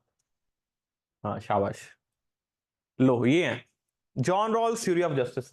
ये जॉन रॉल के ऊपर क्वेश्चन मेंस में आया था एथिक्स में। पॉलिटिकल साइंस का तो ये फेवरेट थिंकर है ही है, बट अदरवाइज ये कहाँ आया था? मेंस में, एथिक्स में आया था। अब जिसने एनसीईआरटी वैसे पढ़ी होगी ना, वो जॉन रॉल करके आया होगा, चाहे वो पॉलिटिकल साइंस का स्टूडेंट है चाहे नहीं है। ठीक है, चलो इनके बारे में सुनेंगे। ये बहुत अच्छी बात बोलते हैं, ये कोई ज्यादा पुराने फिलोसफर नहीं है, ये बहुत रिसेंट फिलोसफर हैं। 21st सेंचुरी में ही इनकी डेथ हुई है। I mean if I am not wrong 2000 first decade में इनकी डेथ हुई है, अगर मैं गलत नहीं हूं तो। ठीक है, तो इनके बारे में देखेंगे आगे, लेकिन अभी हम देखते हैं जस्टिस के बारे में। What is justice? We have seen this कि जस्टिस होता क्या, हमने सोक्रेटिस के बारे में भी बात की। अब ये देखिए, first principle of justice is equal treatment for equals, very much important. Equality का भी ये प्रिंसिपल था। इक्वालिटी को अगर जस्टिस में तब्दील करना है, तब ये प्रिंसिपल आता था, इक्वालिटी अमंग्स इक्वल्स। अदरवाइज हमने इक्वालिटी के प्रिंसिपल में क्या देखा था? Equality before law and equality of opportunity. मैंने बोला था आपको कि अरिस्टोटल क्या बोलता है? It is unjust to treat equals unequally and it is equally unjust to treat unequals equally. तो वो तो जस्टिस की बात कर रहा था ना, वो क्या कर रहा था? It is unjust. अनजस्ट और जस्ट क्या है? जस्टिस ही तो है। तो जस्टिस लाने के लिए it has to be equal treatment for equals. This is very much important.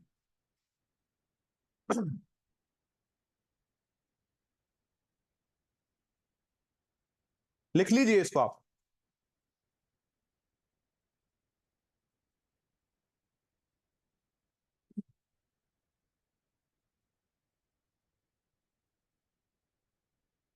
अगर कोई दो शख्स किसी और कास्ट को बिलोंग कर रहे हैं और सेम वर्क परफॉर्म कर रहे हैं, इवन आज भी ये चीज प्रिवेल करती है।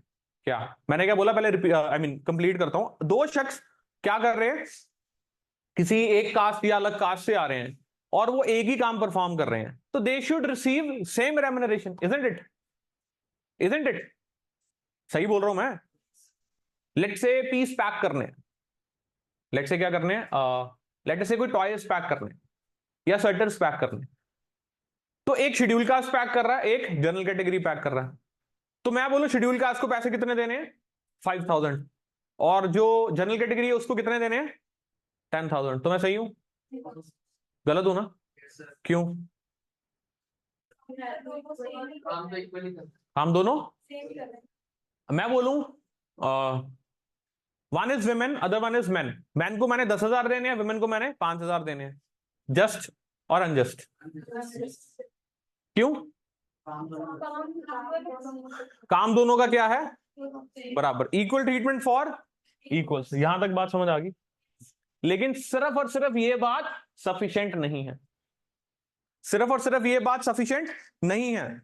एक और बड़ी इंपॉर्टेंट बात है जो हमें देखने की जरूरत है। वो इंपॉर्टेंट बात क्या है? Principal of proportionate justice. क्या बोला मैंने? Proportionate justice. अब अगर मैं बोलूं आपको कि मैं 5,000 रुपया इस लेडी को इसलिए दूंगा बिकॉज इसकी जो एफिशिएंसी है 50% है। अगर वो 100 पीस पैक कर रहा है लड़का, तो ये कितने कर रही है? 50 पैक कर रही है, इसलिए मैं 5,000 दे रहा हूं और उसको 10 दे रहा हूं। जस्ट और अनजस्ट? जस्ट हो गया ना? मैंने तो ये प्रिंसिपल अडॉप्ट किया, equal treatment for equals, but I had to acknowledge proportionate justice as well. जब मैंने आपको ये बात बोली थी क्या कि अगर मैं बोलूं एग्जाम में आप सभी को बराबर के नंबर दे दें, तो क्या वो जायज बात है? आपने बोला था नहीं। क्यों? बिकॉज प्रोपोर्शनेट जस्टिस का प्रिंसिपल बहुत जरूरी है। जिस मात्रा में आप कंट्रीब्यूट कर रहे हो, उस मात्रा में आपको क्या मिलना चाहिए? रिवॉर्ड मिलना चाहिए। ये प्रिंसिपल्स बहुत जरूरी प्रिंसिपल्स हैं, याद रखिएगा। ठीक है, very important. So proportionate justice, okay. Then you have to recognize the special needs of the people. This is the third principle.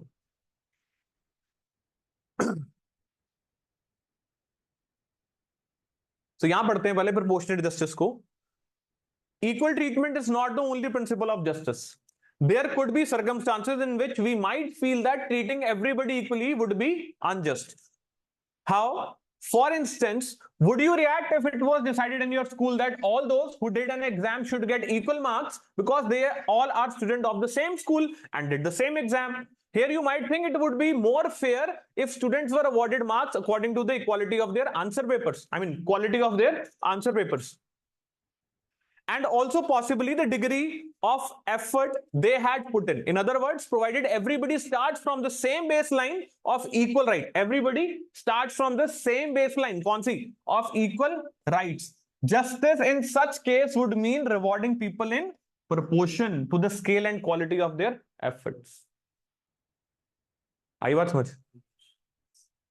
अगर मैं फार्मर हूं और मैं 10 किलो अनाज उगा रहा हूं तो मुझे उसके बेस पे ही क्या मिलना चाहिए? रिवॉर्ड मिलना चाहिए. और अगर कोई 5 किलो कर रहा है तो उसको उसके बेस पे मिलना चाहिए. That is what is the principle of proportionate justice. So in according to the contribution, proportionate to the contribution. ये बहुत इंपॉर्टेंट प्रिंसिपल है. So this is principle number 1, equal treatment for equal justice का. This is principle number 2, proportionate justice. So if we use these criteria, we may find that certain kinds of workers in our society are not paid a wage which takes such factors sufficiently into account. For instance, minor skilled craftsmen or people in sometimes dangerous but socially useful professions like policemen may not always get a reward which is just if we compare it to what some others in the society may be earning. For justice in society, the principle of equal treatment needs to be balanced with the principle of proportionality. Very important line. Very important line. From exam perspective as well as from understanding. अब ये line किसी ने नहीं understand की तो अभी पूछ लो. किसी को नहीं समझ आई तो आप अभी पूछ सकते हो मुझे गाइस.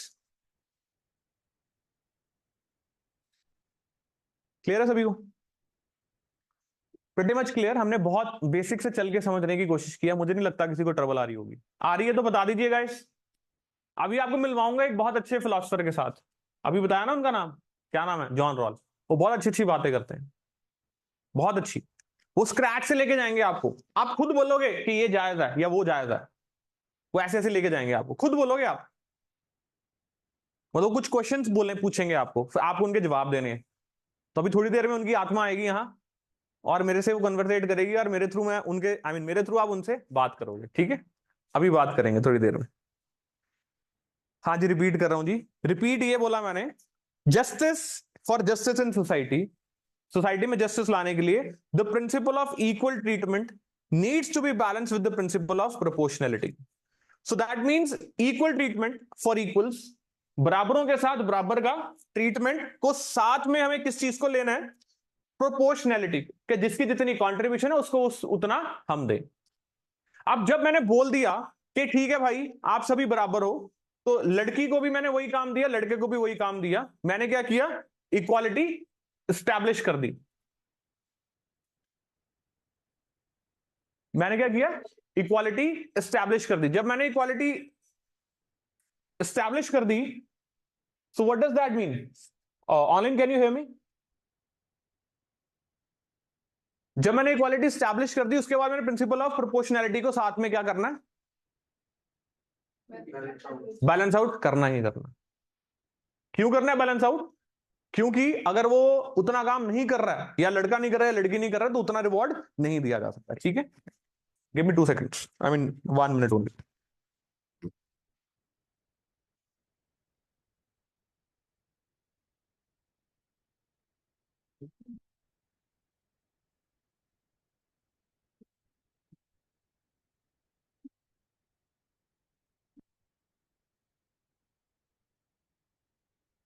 ठीक है गाइस, समझे मेरी बात? चलो,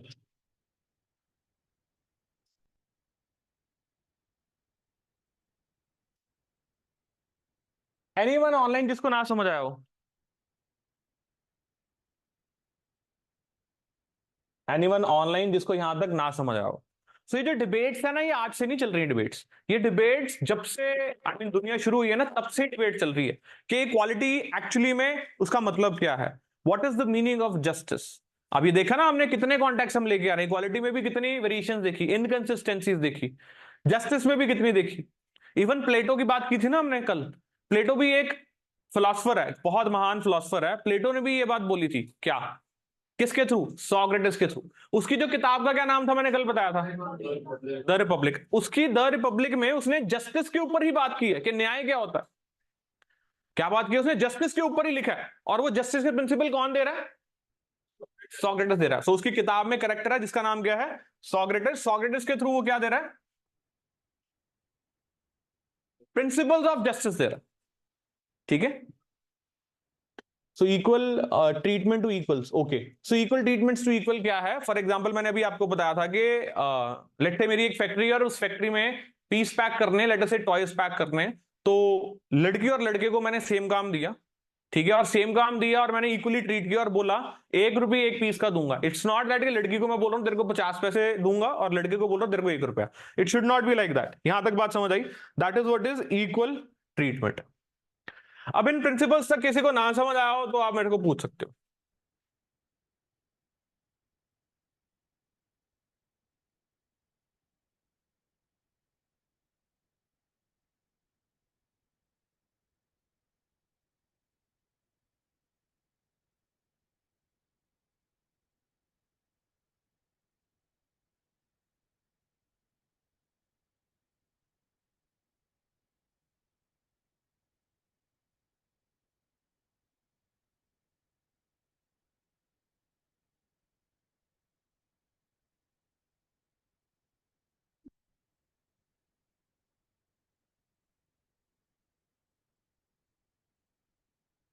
ठीक है जी, अब बात करते हैं recognition of the special needs के बारे में।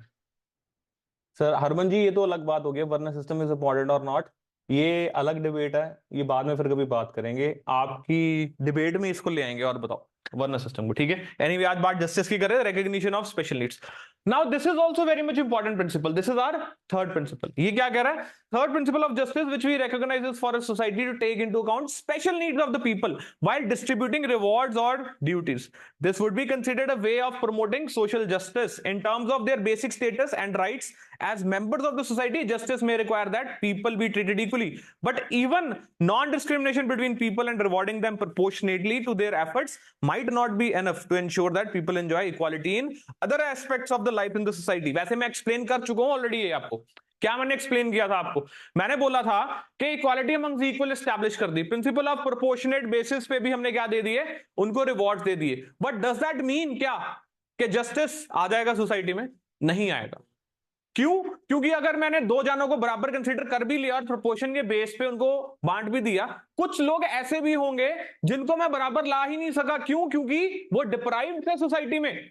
जैसे मैंने अभी बात की थी ना आपसे 4 जानों की, जिसमें मैंने देखा था एक फार्मर था, एक क्या था, कुक था, और 3 बाकी क्या थे, एक ऑर्फन था, एक लेबरर था, और एक कौन था, लेट्स से हैंडीकैप था। अब उनको कैसे लाना है? उनके लिए हमें क्या करना पड़ेगा, उनकी स्पेशल नीड्स को रिकॉग्नाइज करना पड़ेगा, उनकी स्पेशल नीड्स को रिकॉग्नाइज करना पड़ेगा, तब जाके वो आ पाएंगे at par with the others, तब जाके क्या हो पाएगा, जस्टिस सोसाइटी में एस्टैब्लिश हो पाएगा। So principle of taking into account the special needs of people does not necessarily contradict the principle of equal treatment. Anyway, ठीक है, छोड़ दो इसको, जो मैंने समझाया सिर्फ उसको याद रखो। So people with special needs or disability could be considered unequal in some particular respect and deserving of special help. But it is not always easy to get agreements. ये तो बात सच है, हम agreement पर पहुंच नहीं पाते हैं। तो कहने का मकसद क्या है कि रिजर्वेशन जो दी गई है वो यही है, recognition of the special needs। अगर डिसेबल्ड के लिए कोई पॉलिसीज बनाई गई है, that is recognition of the special needs. अगर विमेन को रिजर्वेशन दी गई है, that is recognition of the special needs. तो अगर पॉजिटिवली डिस्क्रिमिनेट किया जा रहा है, that is to bring justice in the society, that is to fulfil this principle. Proportionate justice आ रहा है, इक्वल ट्रीटमेंट दी जा रही है फॉर इक्वल्स, उसके बाद प्रोपोर्शनेट जस्टिस भी आ रहा है, उसके बावजूद भी जस्टिस लाने के लिए हम कुछ स्पेशल नीड्स को क्या करते हैं, रिकॉग्नाइज करते हैं। जैसे इकोनॉमिकली वीकर सेक्शन को हम क्या देते हैं, रिजर्वेशन देते हैं। क्यों देते हैं उनको रिजर्वेशन? बिकॉज हम जानते हैं कि उनके पास पैसे नहीं है, और पैसे ना होने के कारण वो बेसिक लाइफस्टाइल भी नहीं जी पाते हैं। जब वो बेसिक लाइफस्टाइल भी नहीं जी पाते हैं तो what is going to happen, further उनके करियर को क्या आता है, इफेक्ट आता है। तो हमें क्या करने की जरूरत है, उनको रिकॉग्नाइज करने की जरूरत है किस चीज की, उनकी स्पेशल नीड्स की, और उनको कंपनसेट करने की जरूरत है। Same happens for scheduled tribe, same happens for scheduled caste, same happens for poor, same happens for women, same happens for disabled. तो सोसाइटी में सोशल जस्टिस लाने के लिए जितने भी डिप्राइव्ड सेक्शन है हमारी सोसाइटी में, उनको जस्टिस के मुकाम पर लाने के लिए हमें क्या करना पड़ता है, स्पेशल नीड्स एक्नॉलेज करनी पड़ती हैं। करने के बाद हमें क्या करना पड़ता है, अफर्मेटिव एक्शन लेके हमें उनको हेल्प करना पड़ता है ताकि वो एट पार आ सके बाकियों के साथ। और मैंने आपको बताया था अफर्मेटिव एक्शन की लिमिट ऐसी नहीं होती लाइफ के चलती जाए, it is always for some period of time. Okay, clear all of you? Yes. Pretty much.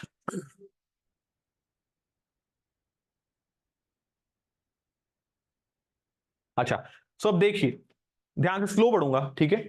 Our discussion of different principles of justice has indicated that governments might sometimes find it difficult to harmonize the three principles of justice which we have discussed। वो कौन कौन से तीन principles हैं?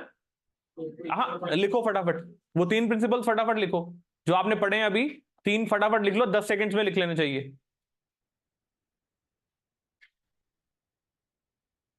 लिखो, लिख लिए तीनों? लिख लिए इतनी जल्दी? पेपर पूरा हो जाएगा आपका। लिखो, शाबाश ऑनलाइन। हाँ जी, what is your name? Hello, आपका क्या नाम है?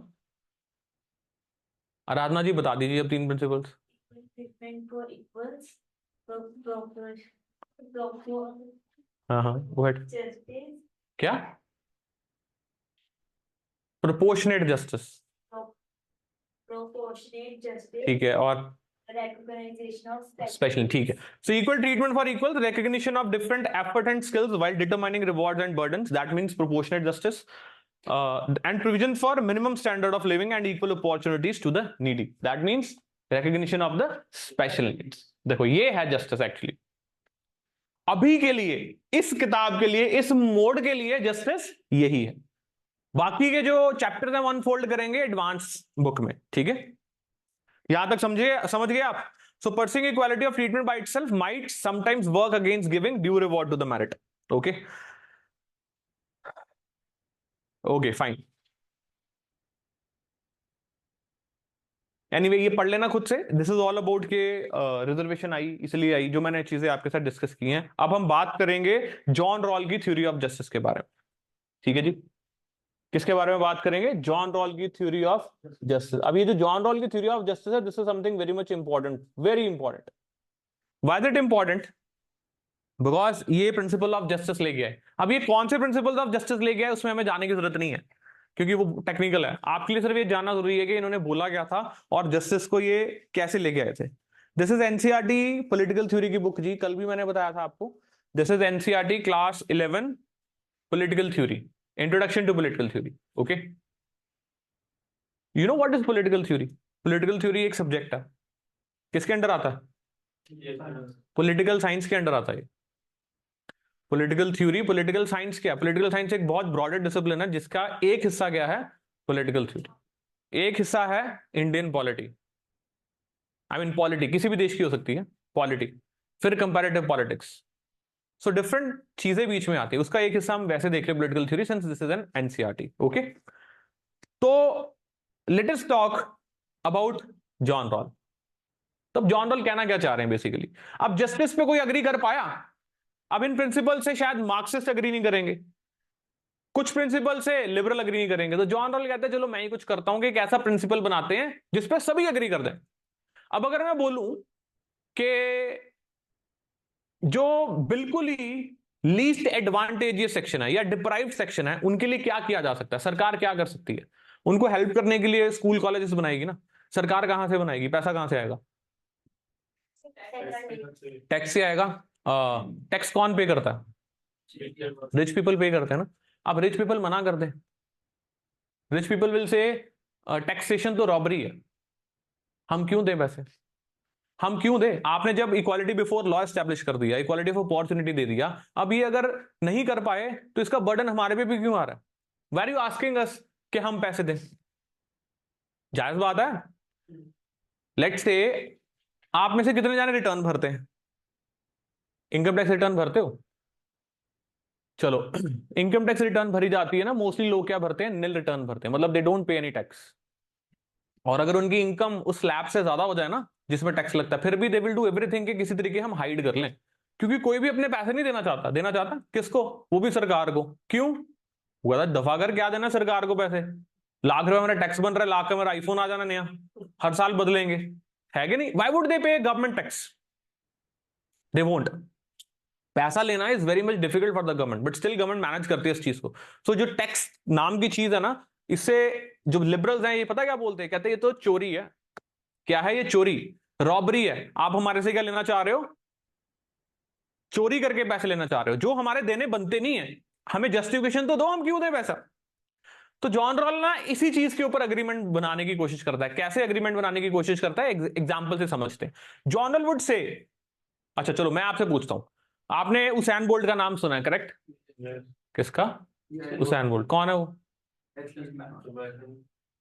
हाँ कौन है? कितने मीटर्स की रेस का रिकॉर्ड है?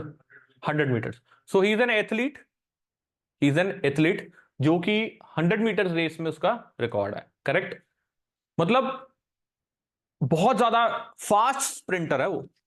अब उसने ओलंपिक्स में क्या लिया है? Gold medal. अब नंबर 1 पे वो है, अब नंबर 2 पे भी कोई है कि नहीं है? What made him the number 1, what made the number 2 the number 2? बताइए, बताइए।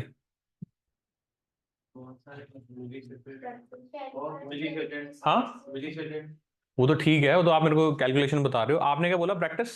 ओके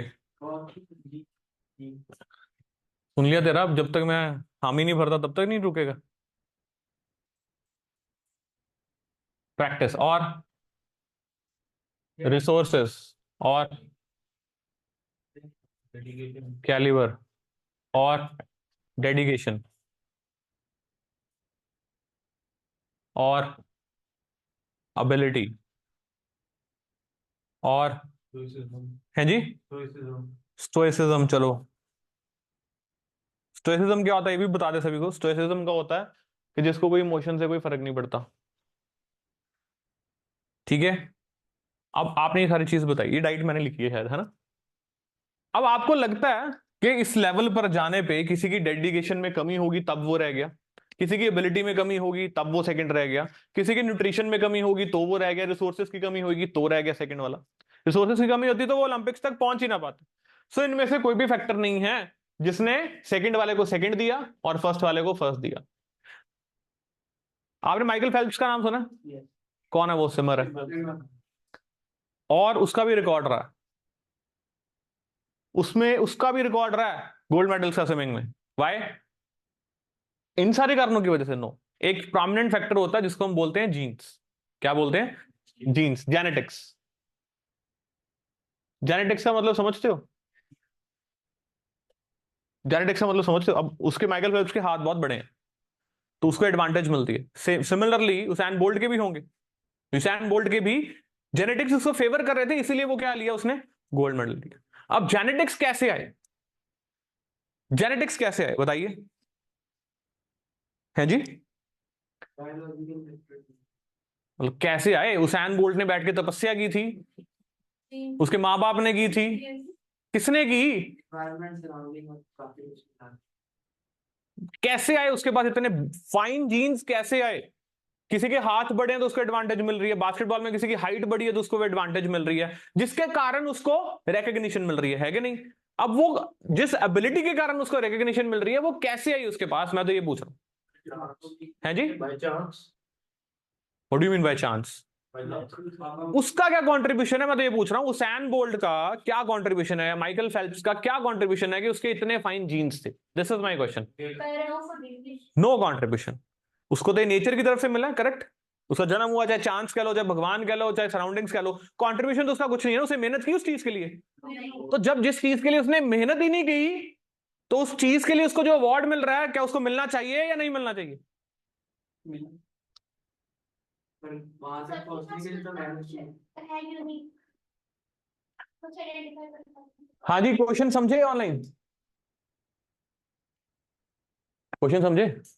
मैंने क्या बोला कि जिस चीज में किसी के कोई कंट्रीब्यूशन ही नहीं है उसके कारण उसको जो रिवॉर्ड मिल रहा है या अवार्ड मिलना है, क्या उसको मिलना चाहिए या नहीं मिलना चाहिए? This is my question. इसका जवाब या हाँ होगा या ना होगा। उसके बाद एक्सप्लेनेशन फॉलो करेगी ना, पहले एक्सप्लेनेशन नहीं आएगी। फर्स्टली क्लियर योरसेल्फ कि हाँ है या ना है। मिलना चाहिए। चीज कौन कहता है नहीं मिलना चाहिए? की बेसिस पे नहीं मिलना चाहिए। अगर मैंने क्या बोला? मैंने कहा पहले जवाब आता है हाँ ना, एक्सप्लेनेशन क्या होती है बाद में आती है। उसको कंट्रीब्यूशन के लिए अवार्ड मिलना चाहिए, ऐसा कंट्रीब्यूशन, आई मीन अवार्ड किस चीज के लिए मिल रहा है कि उसके जीन्स उतने ज्यादा फाइन थे, इसलिए वो क्या ले गया, इतना मॉनेटरी टर्म्स में अवार्ड ले गया। तो क्या उसको मिलना चाहिए वो अवार्ड के नहीं मिलना चाहिए? बट यार डेटा डिसीजन फिर वही बात, मैं तो हाँ ना पूछ रहा हूं। मिलना चाहिए। कौन बोलता है नहीं मिलना चाहिए? कोई भी नहीं। कौन बोलता है नहीं मिलना चाहिए? जीन्स की बॉडी में तो नहीं बाकी सब क्या कह रहे हैं? वैसे तो किसी ने हाथ खड़ा किया नहीं है जी। मिलना चाहिए। तो हाथ खड़ा करके बोलो ना, ये तो मैंने बोला था। कौन कहता है मिलना चाहिए? कौन कहता है नहीं मिलना चाहिए? आप कहते हो और आप कहते हो। और ऑनलाइन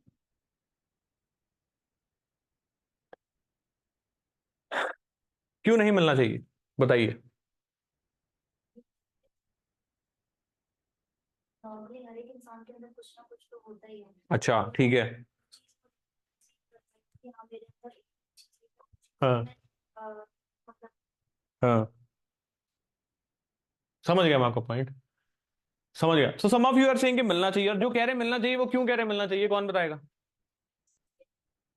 क्यों मिलना चाहिए अवार्ड?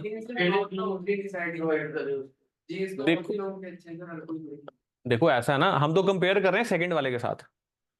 हम तो कंपेयर कर रहे हैं सेकंड वाले के साथ। सारा कुछ फर्स्ट वाले के पास भी था, सेकंड वाले के पास भी था। तो वो फर्स्ट क्यों आया? Just because of genes. तो कल्ला फैक्टर कौन सा रोल प्ले कर रहा है उस समय? जीन्स। तो आप बताओ। ऑन द स्पॉट कोई परफॉर्म नहीं कर पाता। देखो बड़ी सिंपल बात है, यहां पर अगर आप समझने की कोशिश करो,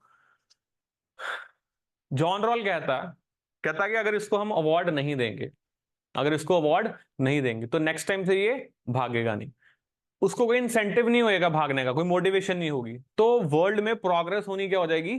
बंद हो जाएगी।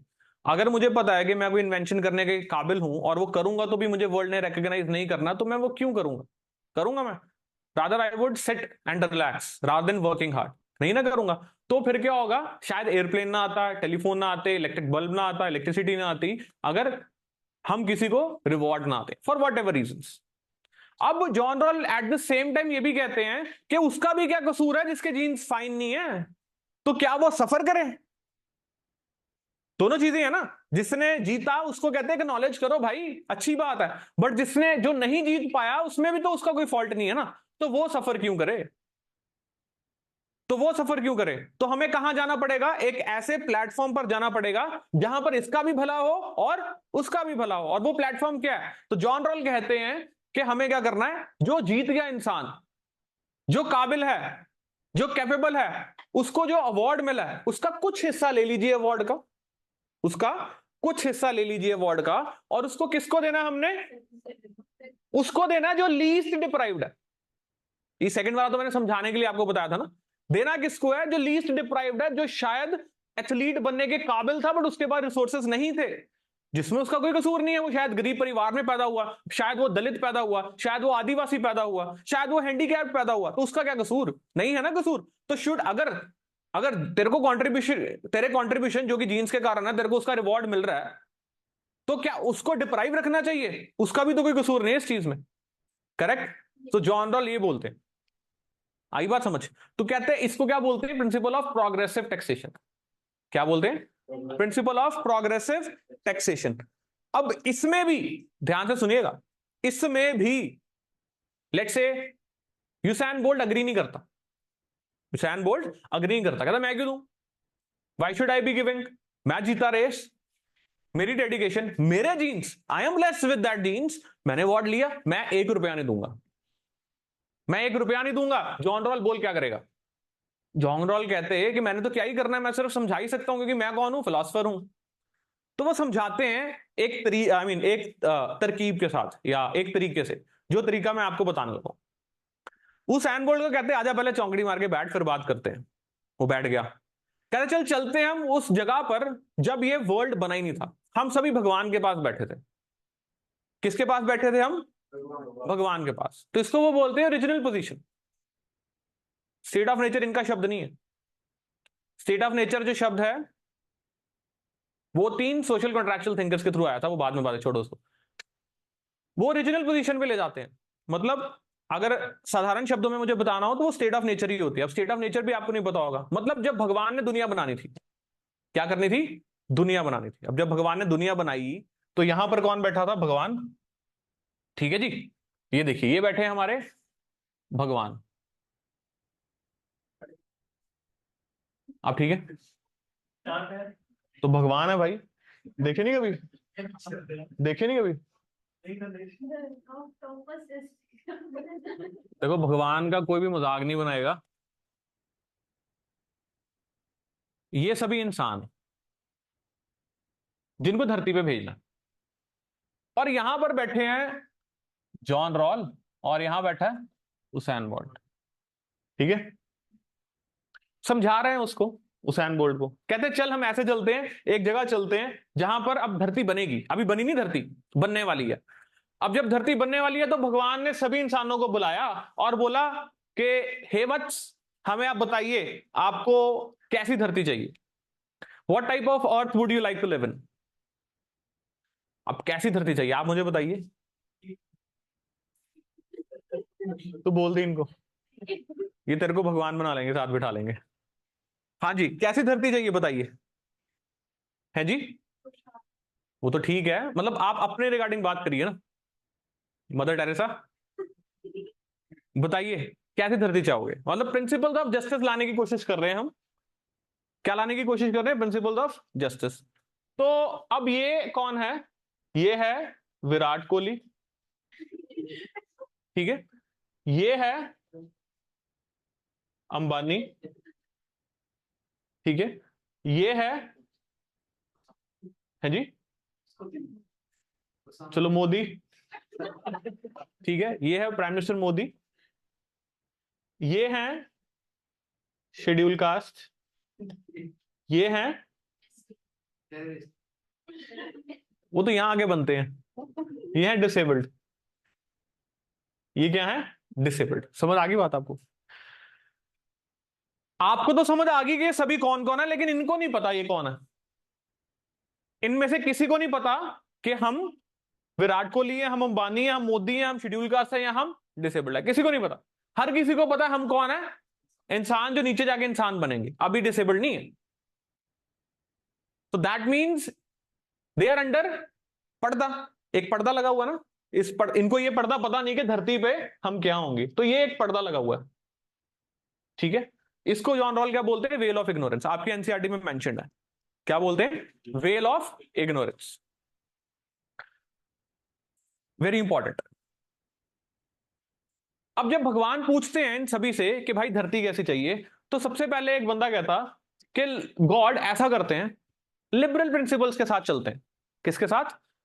लिबरल प्रिंसिपल्स के साथ चलते हैं। लिबरल प्रिंसिपल्स का मतलब ये है कि आप क्या कीजिए? लीगल इक्वालिटी स्टैब्लिश कर दीजिए। ये लीगल इक्वालिटी क्या है जी? Equality before law and equality of opportunity. तो अब हम सभी को बोलिए कि सभी लॉ के सामने हम बराबर होंगे और हम सभी को इक्वल अपॉर्चुनिटी होनी चाहिए। मतलब लेट्स से विराट कोहली ये बात बोल रहा है, उसको पता नहीं मैं नीचे जाके विराट कोहली हूं, ये क्या कह रहा है? ऐसी बात कर रहा है। ओके, तो एक शाहरुख खान भी बना लो यार मोदी जी की जगह, शाहरुख खान ही लिख लेते हैं, इंटरेस्टिंग है। तो व्हाट इज हैपनिंग? भगवान कहते ओके, भगवान कहते ओके ऐसा कर लेते हैं, लेकिन अंबानी बीच में भगवान को रोकता। कहता भगवान जी रुक जाओ रुक जाओ रुक जाओ रुक जाओ, ऐसा मत कीजिए। विराट कोहली कहता कि क्या प्रॉब्लम है, लेकिन उसको पता नहीं मैं अंबानी विराट कोहली हूं, मैं तो वैसे नाम ले रहा हूं, किसी को नहीं पता हम कौन है। तो वो कहता मेरी बात सुन ध्यान से मिस्टर वी के, सपोज कर नीचे जाके हम में से कोई हैंडीकैप निकला, फिर तेरी ये इक्वालिटी ऑफ अपॉर्चुनिटी और इक्वालिटी बिफोर लॉ क्या करेगी? हम तो प्रॉब्लम में आ जाएंगे। क्यों प्रॉब्लम में आ जाएंगे? क्योंकि बाकी लोग तो कैपेबल होंगे, वो कुछ ना कुछ कर लेंगे जिंदगी में, हम तो डिसेबल्ड रह गए, हमारे लिए भी तो कोई प्रोविजन होनी चाहिए। वो कहता है तो नहीं ना, विराट कोहली कहता है तो नहीं ना, कहता ये भी नहीं ना पता कि तू काबिल है, बिकॉज वी डोंट नो। हम तो वेल ऑफ इग्नोरेंस के अंडर है, हम पर्दे के अंडर है, हमें पता ही नहीं हम नीचे जाके क्या है। ध्यान से समझना इस चीज को, समझ आ रही है यहां तक बात? Yes. वो कहता हमें पता ही नहीं हम क्या है, तो तू ये बात क्यों कह रहा है? चलो फिर शाहरुख खान आता है, शाहरुख खान कहता है लॉर्ड मेरे पास एक और तरकीब है। ऐसा करते हैं हम मार्क्सिस्ट प्रिंसिपल के साथ चलते हैं। किसके साथ? मार्क्सिस्ट प्रिंसिपल के साथ। उसमें हम ऐसा करेंगे कि नीचे जाएंगे, कोई मर्जी जितना मर्जी कैपेबल है कोई बात नहीं, हम क्या करते हैं इक्वालिटी ऑफ आउटकम्स रखते हैं। क्या रखते हैं? इक्वालिटी ऑफ आउटकम के नो मैटर आप क्या हो, आप इंटेलिजेंट हो नहीं हो, आउटकम बराबर रहेगी। भगवान कहते ओके कर दें ये सिस्टम सेट, कहते हाँ जी कर दो, कोई चक्कर नहीं है। वो फिर उठ गया दोबारा से अंबानी, वो कहता रुक रुक रुक मिस्टर शाहरुख, ये क्या करी जा रहा है, ये क्या करी जा रहा है? कहता क्यों, अब क्या प्रॉब्लम है? कहता सपोज कर तू नीचे जाके शाहरुख खान हुआ, फिर तो तू सारी उम्र पछताएगा ना कि ये क्या कराया मैं ऊपर जाके, मैं तो इतना कैपेबल था, मेरे को तो इतने अवार्ड्स मिलने थे, इतना पैसा मिलना था, इतनी शौहरत मिलनी थी, मैं वहां पर बोला है कि क्वालिटी ऑफ आउटकम कर दो। तेरे को अन्याय ही फील होता रहेगा सारी उम्र। क्या फील होता रहेगा? अन्याय। सही बात है ना? अब आप बताइए ये वाला सिस्टम बढ़िया जो विराट कोहली कह रहा था लिबरल वाला, कि शाहरुख खान वाला सिस्टम बढ़िया जो मार्क्सिस्ट वाला कह रहा था? बताइए, कोई भी नहीं बढ़िया होगा। बताओ। आप भी तो यही बोलोगे ना, अब आप क्या कहोगे? देखो प्रिंसिपल तो बनाना ना कोई, नहीं तो यहीं बैठे रहेंगे, धरती पे जाएंगे नहीं। कुछ ना कुछ बताओ मुझे, क्या सा प्रिंसिपल चाहिए आप, कौन से प्रिंसिपल से आप अग्री करते हो? ठीक नहीं है ये तो बहुत बढ़िया प्रिंसिपल था विराट कोहली वाला, talent based principle, isn't it? Shahrukh Khan वाला भी अच्छा था, वो कहता है यार अगर हम बिल्कुल ही जीरो हुए फिर क्या करेंगे, फिर मार्क्सिस्ट प्रिंसिपल ही चलेगा ना। कहता हो सकता है तो जीरो ना हो तो हीरो, तू तो शाहरुख खान होगा नीचे जाके, फिर क्या करेगा? कहता हाँ ये भी बात ठीक है। तो कंसेंसस बनता ही नहीं, कंसेंसस बनता ही नहीं, स्टॉप लग गया। अब भगवान तो पजल हो गए, भगवान कहते हैं यार ये क्या हो गया, तो बड़ी प्रॉब्लमेटिक बात हो गई है। अब भगवान कहते हैं कि हमें कुछ ना कुछ करना पड़ेगा। ये दोनों बैठे सुन रहे हैं साइड पे, देख रहे हो, सुन रहे हैं? अब मिस्टर रॉल उसैन बोल्ट को समझाने की कोशिश कर रहे हैं क्या, कि तू धरती पे जब आया तब तुझे पता लगा ना तू उसैन बोल्ट है, ऊपर तो उसैन बोल्ट नहीं है ना, है कि नहीं? ऊपर तो तेरे को पता नहीं था। अब ना शाहरुख खान कह रहा है कि इस प्रिंसिपल के थ्रू चलो, ना विराट विराट कोहली कह रहा है कि लिबरल प्रिंसिपल के थ्रू चलो, बिकॉज वो सब सेफ होना चाह रहे हैं। क्या होना चाह रहे हैं? सेफ। कि अगर हम जीरो हुए तो ऐसा ना हो हमें खाना भी ना मिले, अगर हम हीरो हुए ऐसा भी ना हो कि हमारे से सारा कुछ ले लिया जाए। करेक्ट है ना? तो they are asking for some middle principle. तो भगवान क्या कहते हैं? भगवान कहते हैं मेरे पास तो इसका कोई हल नहीं है, मुझे बुलाना पड़ेगा किसी महान शख्स को। तो वो बुलाते हैं प्रोफेसर रॉल को। तो प्रोफेसर रॉल प्रकट होते हैं यहां पर भगवान के साथ चौंगड़ी मार के। तो इनसे पूछा जाता है प्रोफेसर रॉल आप बताइए अब हम क्या करें? तो प्रोफेसर रॉल कहते हैं भगवान एक काम करते हैं, अब प्रिंसिपल तो ऐसा होना चाहिए कि ये भी नहीं एग्री कर रहा वो भी नहीं एग्री कर रहा। अब मैं एक ऐसा प्रिंसिपल दे रहा हूं जिससे दोनों एग्री करेंगे। वो क्या प्रिंसिपल है? जॉन रॉल कहते हैं देखिए जो विराट कोहली कह रहा है ना उसके थ्रू चलो, कोई दिक्कत नहीं, मतलब लिबरल प्रिंसिपल के थ्रू चलते हैं, equality before law and equality of opportunity रखते हैं। तो लेटर से नीचे जाके ये विराट कोहली बन जाता है, नीचे जाके ये विराट कोहली बन जाता है, जिसके पास ढेर सारा पैसा आ जाता है, बहुत सारी शोहरत आ जाती है। तो अब इनका क्या कसूर जो एससी और डिसेबल्ड है? ये शाहरुख खान बन गया, वो अंबानी बन गया, ये सब तो गुड ऑफ है, वेल ऑफ है। अब इनका क्या कसूर है, इनका क्या किया जाए, भगवान पूछ रहे हैं।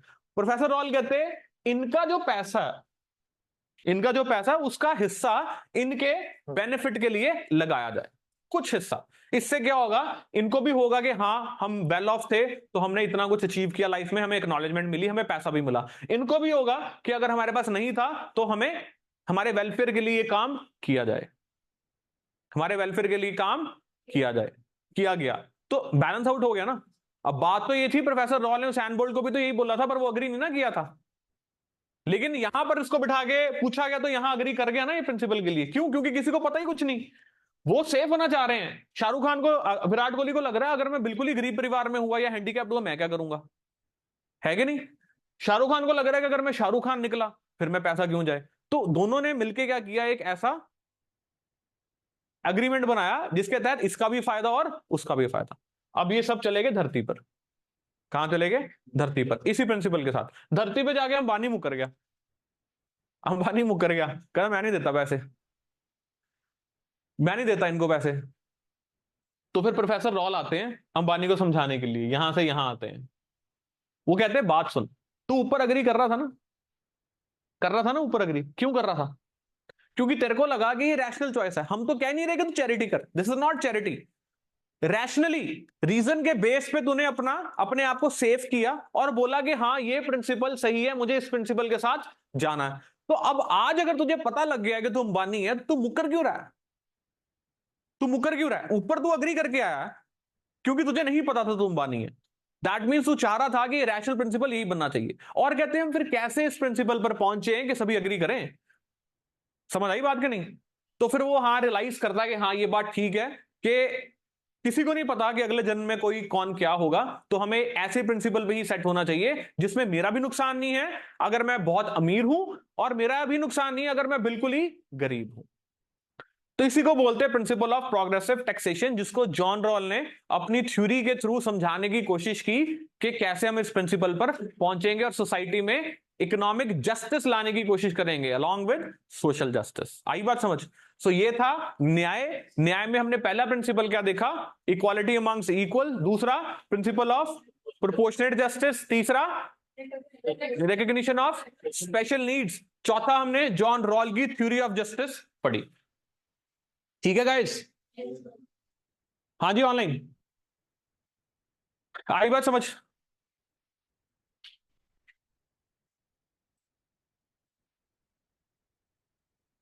तो सी यहां Rawl describes this as thinking under veil of ignorance. यही बताया था मैंने पर्दे के अंदर। वेल क्या होता है? पर्दा।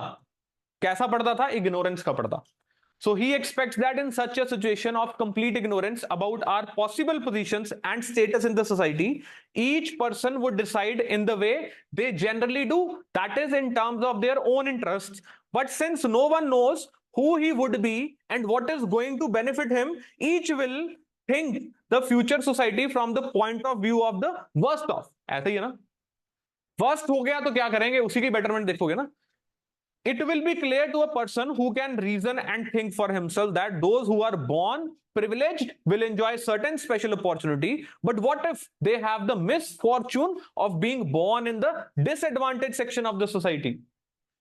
कल को कोई भी हैंडीकैप पैदा हो सकता है कि नहीं हो सकता?